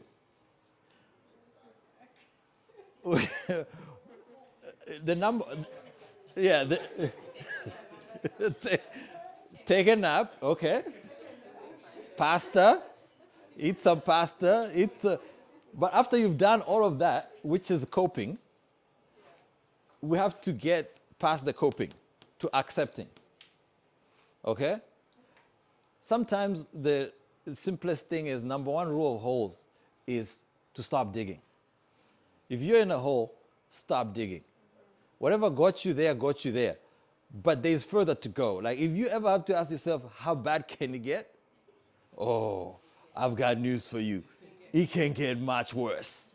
If you think you've hit rock bottom, trust me, there's a bottom below that. So do some acceptance, acknowledge the situation, stay away from judgment or despair. I'm not saying there's a savior coming, but this is not going to be where your story ends. Just accept that we're here now. Next thing, action. No matter what else happens, after acceptance, action. There's only 2 things you can do. More money, spending less. Finance is actually the simplest part of the world. You make more money, you spend less. So that's action. Sometimes you gotta take the medicine. Hate the budget, do the budget. Do it for 3 months, especially if you are recovering from a setback. You're working on your testimony. You're working on how you're going to tell people how you got out of this. So, while you're doing the action, take that courage to do some things that you hate doing. Budget being the first. Very few people love the budget, but everyone who is making decisive recovery action should have a budget. The confidence is going to give you seeing that the budget is getting from black to green to more green, from red to black to green to more green. It's going to be unlike any other boosting thing you can do. Like that budget will confirm that, okay, your disposable income is going from negative to positive, from positive to, what? I've got a Mexico fund. Shit. Yeah. Resilience. You've been through worse. Like money is a scorecard that can get depressing at times. But some of us have been through physical harm. Like I went through an accident. I was in the ICU for 12 or so days in a coma. So yes, being broke is my mistake, but it's not the worst that could happen. You still have your life. You still have your family, even if you're broke together. So stay resilient and keep your head to things that actually matter.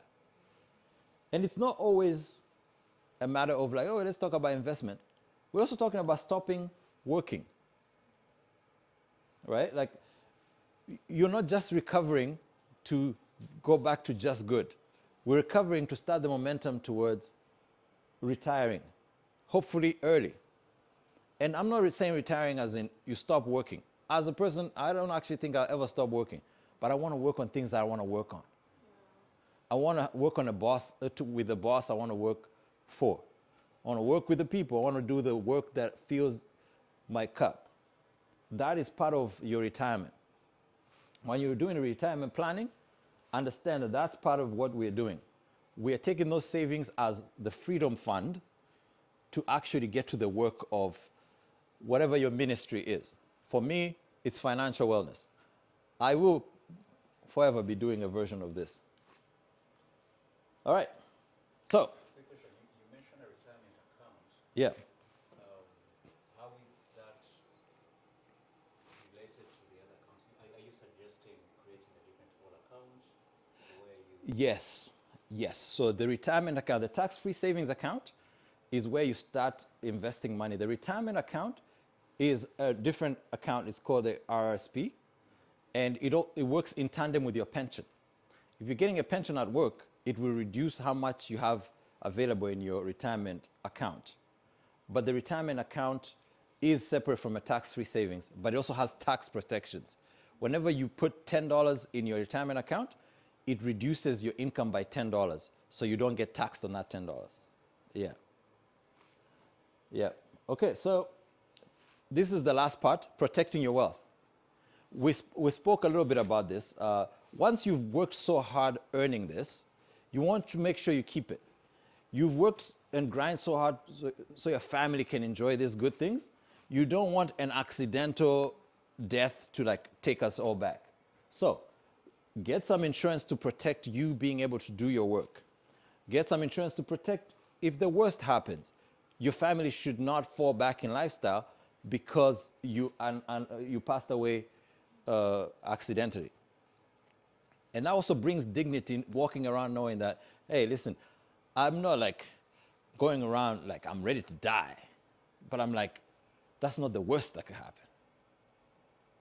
That's something that if you can walk around knowing that you are covered all the way, if you get injured, if you get disabled, if you get anything that happens, cash flow will not stop, that will give you so much confidence. And that is part of your freedom plan, your financial planning, to give yourself some freedom, to just walk around with not all that stress.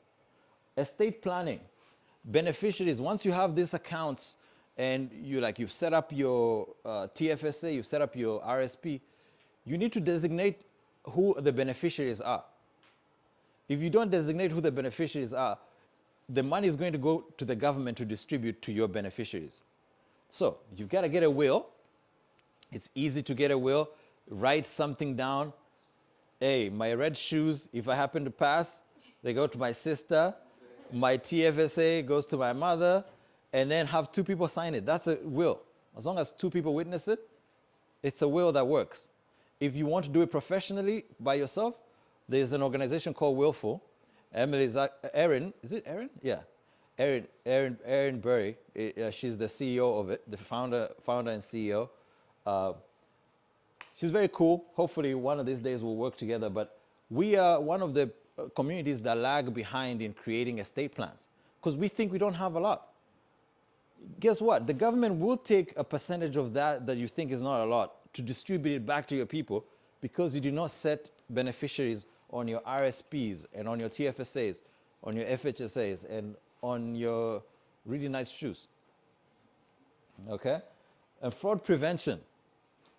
This is something that is rising. I don't even know what you can do about it, but be very careful distributing your information. It always affects your finances. If somebody comes in and says, this is Bank of Montreal, click this link, I think there's something, just don't do it. A lot of accounts have been emptied because somebody clicked something in their email.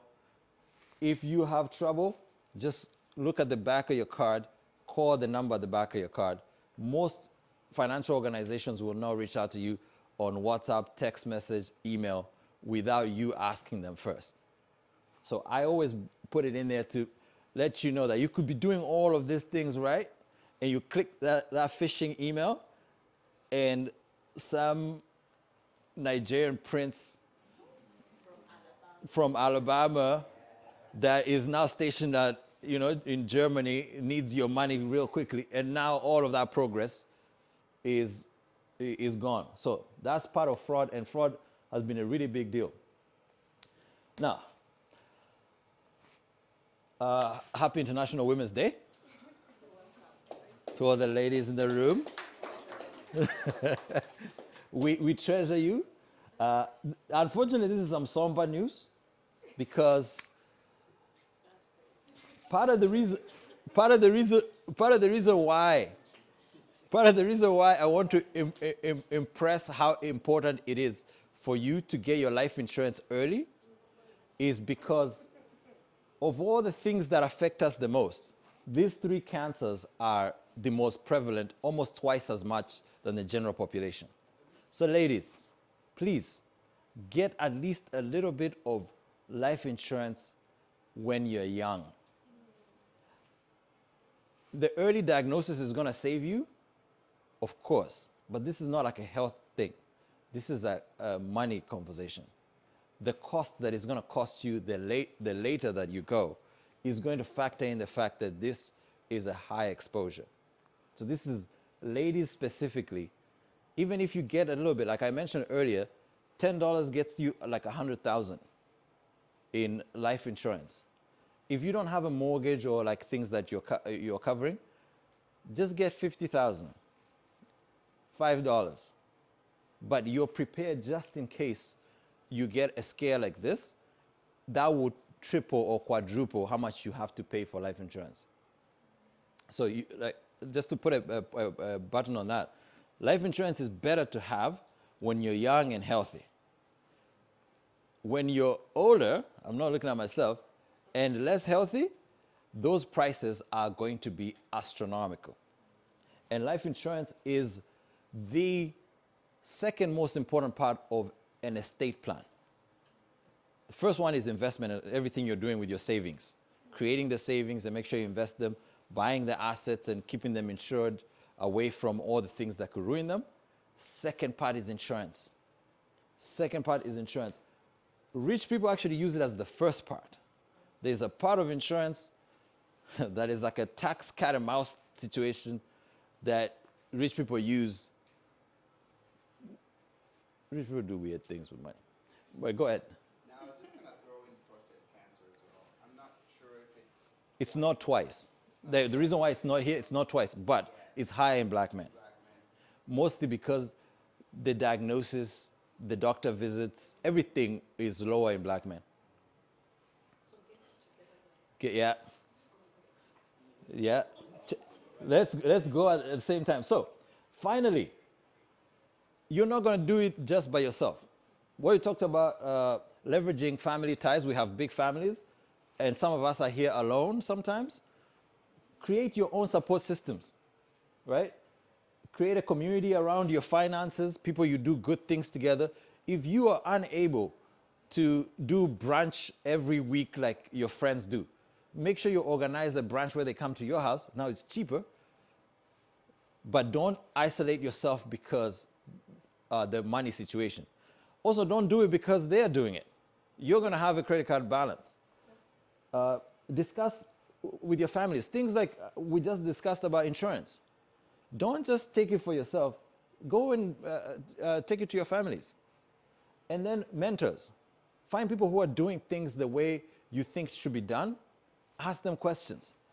One of the things that humans share in common, all racism aside, if you think they're doing something good and you tell them, they will never shut up about telling you how good they're doing the thing that you think they're doing well. So, if you see something done well, tell them, hey, I like how you've done this. How would you advise somebody to do it? Oh, man. Make sure you have time because they will keep talking about how well they're doing. And then you learn. So, give back as well and share the knowledge. It's not useful that it's 20 of us here. There's 400 waiting for us outside. And just because we're here, we should be the ones who know. And they should be the ones who don't know. We can break those walls and share the knowledge. And yeah, so thank you for... Yeah. Thank you. Yeah. Oh, that was flowers? Thank you. Thank you. So this is my story. Yeah. And thank you. I'll take some questions. There's a question from the chat. Oh, shout out the chat. I didn't even know there was anybody in the chat. There's 4 people in the chat. Hello, chat. It's Remy 4 times? Yeah, what is the question? Yeah, summarize the question, because we've been here a minute. Okay, yeah, because he asked a question with like 4 different parts. So All right. he just wants, basically, can you explain more on the 50-30-20 rule and how it works? Okay, so the 50-30-20 rule is a budgeting technique that allows you to spend 50% of your income on needs, 30% on wants, and 20% on debt and savings. Now, what we talked about is it has its strengths and it has its weaknesses. If you're in a high rental, Oh, you passed it. It's oh, nice, thank you. Thank you. If you're in your high rental area, you might not be able to control that 50% exactly into those needs. So it might go higher than 50%. That's why the other budgeting techniques might work better for you. And as I mentioned before, my favorite is the pay yourself first, where you choose a savings target, you hit that savings target, and then you try to figure out how you're going to survive in the remainder.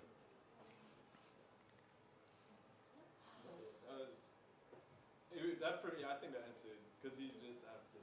Oh, in different, okay. Yeah. All right. Yes. About, I had my question. Maybe you can- Yeah, okay, so about, well, first of all, thank you very much. This far exceeded expectations. Oh, amazing. I need these recommendations on LinkedIn, by the way, so that more organizations can book me. Yeah. So go ahead. Yeah, go ahead. I guess, yeah, going back to, I think the mentality and the lifestyle, I think maybe from what I've seen, again, now talking in our communities, within our African communities, Yeah. you know, when we come here to this part of the world, of course, obviously, we still have our ties back home, right? And part of it is like, okay, well, I'm just going to go through what I need to go through here, school, work, whatever, but really my goal is to invest back home. Really my goal is to get a plot back home, is to do all that, right? You know, and I'm glad that you brought about, you know, real estate and getting assets. So I'm wondering if you could, yeah, just really emphasize that, really seeing how the strategy in terms of getting assets from here, you know, getting good, you know, developing your credit and everything like that, you know, getting assets from here, you know, house and such, pull equity, so that now if you want to now go do projects and business back home, which many of us want to do, and want to support family, you want to invest back home, to now you're better in a better position to do that with a lower interest rate, as opposed to going to Becca Bank or whatever, and paying like, you know, 14 or 20 something percent. Oh, yeah, no. Yeah, their rates are crazy, but their inflation is also crazy. No, that's a very good point. So first of all, similar to an aeroplane, you got to put your first oxygen mask first by yourself. So you've got to create a situation where you have some wealth here. I don't want you taking 20,000 from your credit card to go invest in putting down a plot in Rwanda or in Kenya. Get to your house first, because you're going to grow that equity. Don't be this guy. First and foremost, you have to do the right thing for yourself. And the chance of investing at home, because of that inflation, so investment is really inflation capture. So the higher the inflation, the higher the asset value.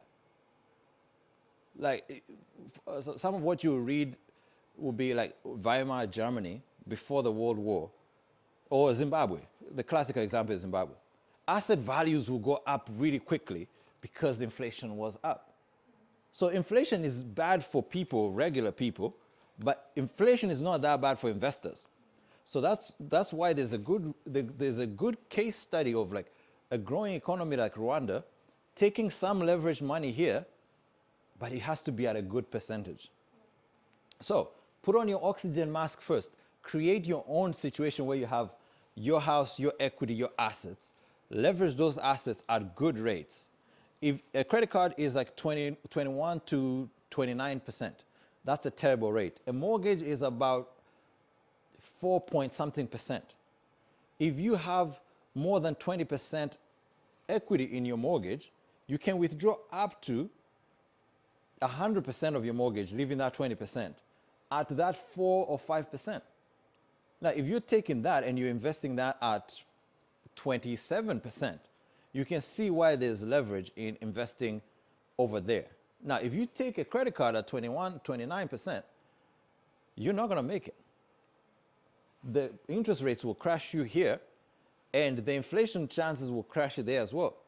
Because, like I mentioned, once you have a lump sum amount of money, there's also a case of fraud. Who do you trust when you're investing there? It's so much better when you have enough money to be like, if we're building a house and there's cost overrun, I have enough money to come back and support everyone. If you took that credit card and you did the investment, now you have nothing, they don't have anything, you've created a situation where no one is going to come and save you. So you lose the asset, you lose the investment chance. But first of all, create your own leverage here. And then if you can invest at home, invest in the opportunity to make money a little bit faster because they have faster inflation. Also, the economy is growing a little bit faster. I think the Canadian economy is at 2%. The Rwandese economy is like 6.7. Sorry, go ahead. In terms of everything we talked about today, Mm-hmm. do you think it's attainable for a person that moved back home Mm-hmm. that wants to invest back here in the country? Do you think that's something that could work out? It depends. Investing in real estate as a foreigner, you have to. Really a foreigner, but Let's say as a someone Canadian. as a Canadian. Oh, if there's still a Canadian, the Canadian rules apply. The thing is, I have to verify your income. I have to verify your income. So if you're working for USAID, if there's ever USAID again, yeah, it's easy to verify. If you're working as your own non-for-profit and you're working, it's hard for me to verify. So as a banker, this is where you pick a good banker. If a banker is willing to invest that time to verify that income, it doesn't change anything as long as I know you're getting paid. Huh? Are they able? Because I know in most cases they're not. Oh yeah, if the asset is here, Oh, okay. yeah, if the asset is here, the difference is if you want to buy a house in Rwanda. If you want to buy a house here and you're working overseas and you're Canadian, oh yeah, you can absolutely do it. When the asset is outside of my jurisdiction as a banker, if you don't pay me, I can't get it. So I can't finance it if I can't get it. Yes, sir. You just talked about leveraging assets that we have here, and I think my question might be, the first part of my question might be straightforward. Hmm. But when you talk about assets, do you consider stocks to be assets? They could be. Mhm. But my next question would be, if then, because of the real estate market, the way the pricing is as it stands, Mhm. it's definitely not going to be better. But Mhm. if I can't at this point in time buy real estate, Mhm. the only option I have then is to invest in the stock market. Mhm. How then would I leverage the stock market to help me invest in that? Oh, okay. I see what you're asking. Now, can you get a leveraged loan against your investment without cashing out? Yes, you can. Should you? Probably not. There's something called a portfolio loan, where if you show me your investments, I can take a loan and I can take them as collateral and give you a factor. Usually we used to finance it at 65%. So if you have 100,000, I can give you 65K on a low interest loan. So you can go to your bank and request a portfolio loan. Should you do that? That's another question. I don't think so. I do not think so, because if we have a crash like we did here, I might call that loan. right? Or we might get to a point where I give you the loan for 5 years, and maybe it's interest only. If I end up demanding it, you have to settle it, or I have to sell investments. If I sell investments, you're missing the 4 good days in the market, which means you're losing 40% of your investment. Or in moderation is what I would say. If you have created the savings habit and you're beating the population, so the population is at 7%, you are doing 10 to 15%, you've bought these assets, mutual funds, whatever. And by the way, if you put it in tax-free savings and registered accounts, you cannot do that alone. They have to come outside of the tax-free savings or the RSPs. As a banker, I cannot go and collect on your registered accounts. Those are government accounts. So you have to take them out of tax shelter. You should probably not do that. But if you all you want to do, like if you're insisting in that strategy, then at least don't do 100% of the available loan. Do like 20%. Because then you have flexibility that I don't have to liquidate the investments to cover it. I can refinance it on your income and actually have you pay me from your paycheck, as opposed to sell your investments from the market. I hope that answers the question. Yes, sir? First of all, thank you so much. This was really insightful, wonderful. Thank you for the flowers. I was wondering about how they tax the RSSP. Mm. Because you mentioned that it's not taxed when it goes in. Yeah. It's taxed when it comes out. Yeah. What's the rate of? So, okay, that's a really good question. So we all progressively pay taxes depending on what we earn, right? So if I earn 100,000, I'm going to pay more taxes. If I withdraw $1,000 from my RSP on top of my 100,000 income, I get taxed on 101,000. If somebody who earns 50,000 withdraws 1,000 from RSP, is going to get taxed at 51,000. So there will be 2 different tax rates depending on income. Now, when you're making the deposit, it actually reduces how much you earn. So if I made 100,000 and I had RSP space of 50,000 and I put the whole 50,000, they will tax me as if I made 50,000. So it will reduce my taxation. Similar thing to when I'm bringing it out of investment. Depending on how much I take out, it's going to determine my taxes. It's going to count as if it's like new revenue. It's not similar to dividends where there's a difference. So they use the tax bracket of your salary in the tax when you... They use the tax bracket of your total taxable income. So your salary plus the RSP plus if you have interest plus everything until you get to that tax base, and then they tax that. So, okay, what happens if, of course, you started to contribute when you're earning less, and then your career develops, you start to earn a lot, Yeah. and then you try to get your money out. Are they getting it on the rate that you're on the salary? No. That's why I'm saying do tax-free first. Because as you earn more money, the RSP room is expandable. It's 18.5% of your income.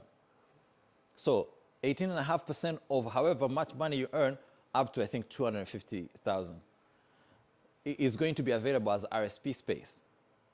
However, using it so early in your career is not as advantageous as later in your career because the tax brackets are meaner at the top. Yes. So that's why I recommend, if you're getting started, checking account, high interest savings account, where you put a couple months plus of your expenses, and then tax-free savings. And don't keep cash in tax-free savings. Buy some things that are growing and compounding, and then eventually you start using your RSPs as your income goes up. All right. Next question. We have refreshments, by the way. Is there anything on the chat? Yeah. What's going on in the chat? Because it's the person who's asking the question. Yeah. I know, right? Yeah. How do you add rent to credit? You use an app.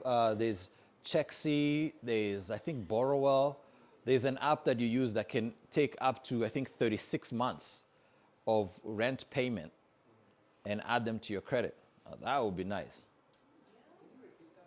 I think CheckC and a few other apps, they can add up to the past 36 months of your rent payments and add them to your credit retroactively. Yeah. CheckC, I think Borrowell. Yeah. It's actually pretty sweet. Like if you legally want to increase your credit score, I don't know if there's anything better. And by the way, don't fall for the scams of like I'll clean your credit score thing. I've seen that on the internet. That's internet people trying to rob your money as well. You can whatever they can do for you, you can do for you. Check your credit report, find errors and things that you can dispute them. That's the end of the story.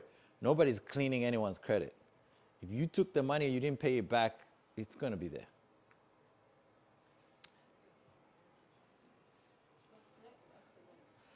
After this, we have some refreshments. Right, so I'm saying for us personally.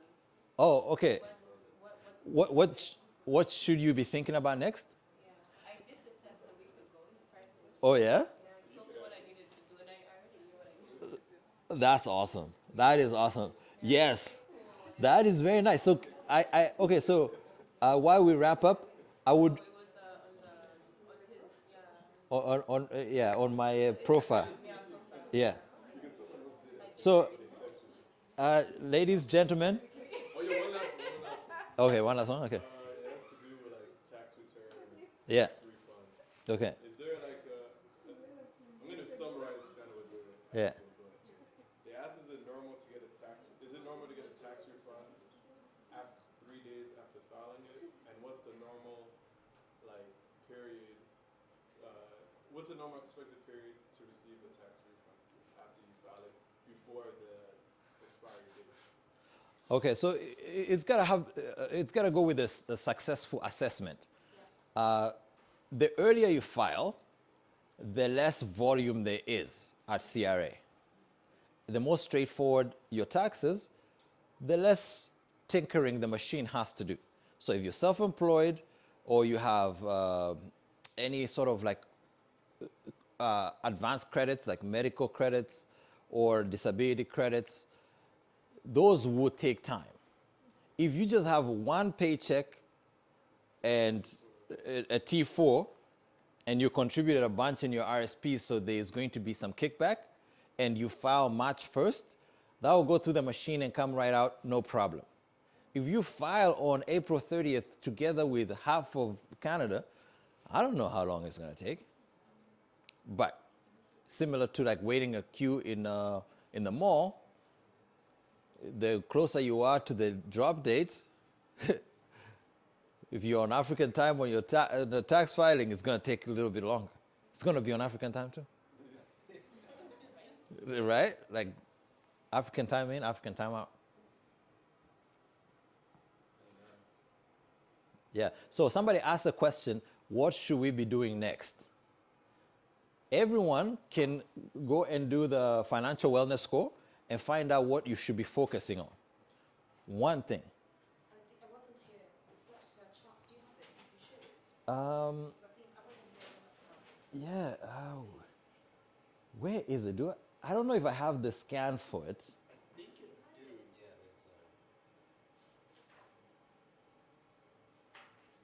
Do I have the scan for it? Yeah, I think maybe this. Listen, you can stand up and come and use it. So what you should be doing is set your priority with this. This is going to let you know. Yeah. So if you scan it, you're going to get this.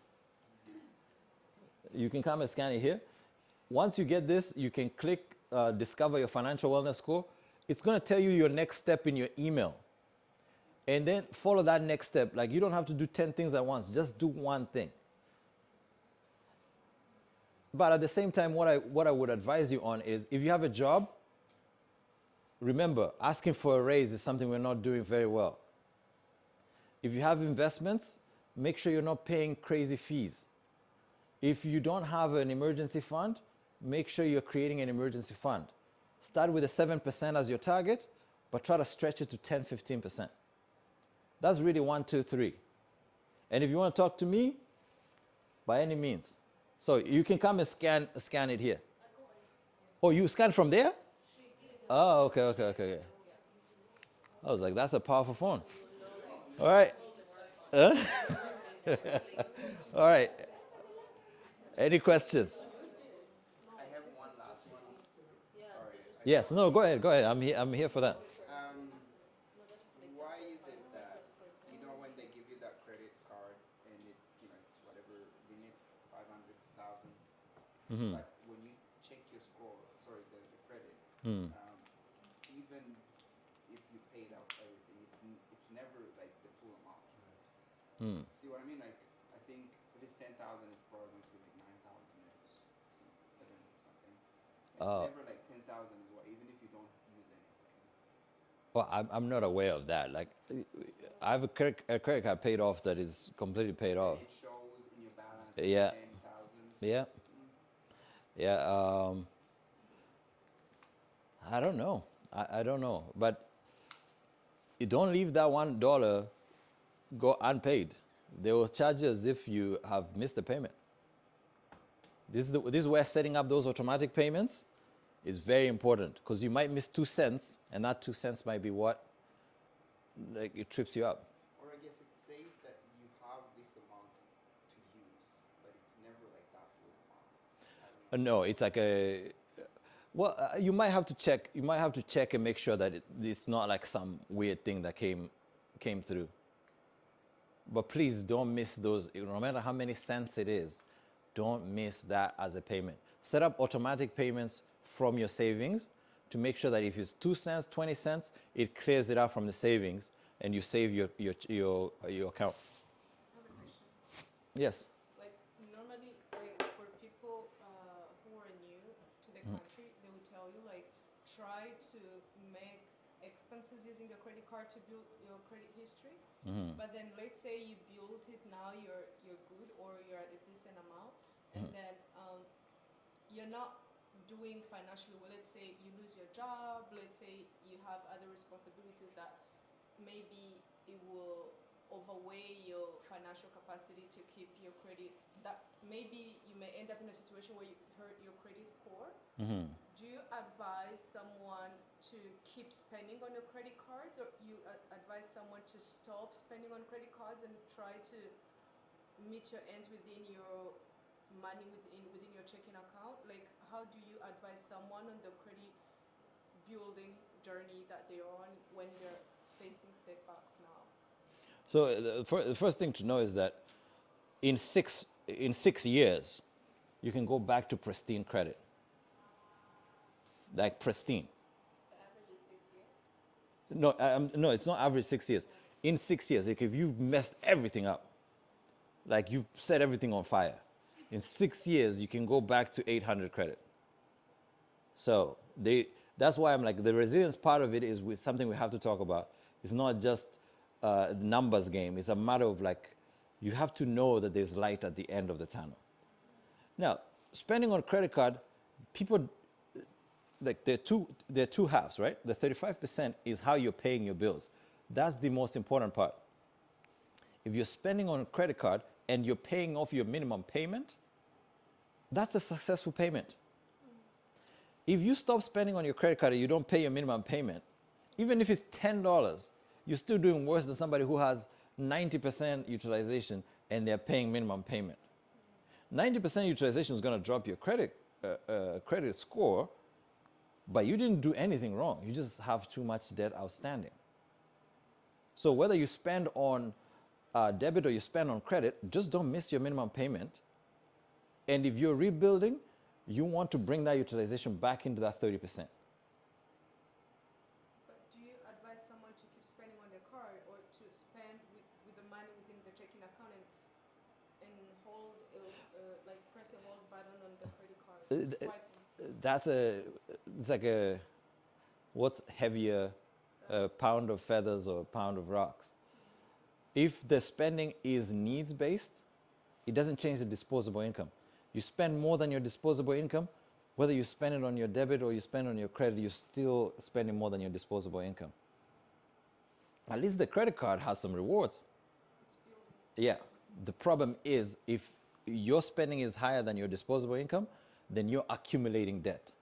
So the first rule is don't accumulate. But if you're not accumulating, spending on your credit card is actually better because you get that 0.125% return back as like a cash back or something like that. And if you're buying, things that are technical, you get a warranty, you get fraud protection. There are some real good reasons to spend on a credit card, especially on like things that are online. If you're going through Amazon, if you get scammed, things like that, there are protections on the credit card that are better than using your debit. Because your debit, money gone, money gone. Yeah. But the key is minding that disposable income and always staying under that disposable income. Yeah. Oh, yeah. Actually, I remember there was a time, maybe 4 years ago, people were saying you should freeze your cards. They were putting them in a bucket and literally putting them in the freezer. So that you don't use them. Like literal cards. So people have done different things. It's just a matter of understand your personality. If you're a socialite, freezing your account might actually be a solution. Freezing the card, hey, I can't tell. But if you're a minimalist, you could be carrying a lot of cash in your savings account and not doing your investments. So making your personal finance personal involves, first of all, starting with who you are as a person and knowing that, okay, I'm this kind of person, there's a good chance I'll miss this. So then you look out for that. But you have such a wonderful opportunity. I think there's a resurgence coming once we are done with all this tariff thing that is going on. Like even in the, I wonder if I can, even in the chart you can see, like it feels like there's a time where you see that there's like the drop continued a bit. So it's like the beginning of almost like a new run. So it's a great time to be alive, and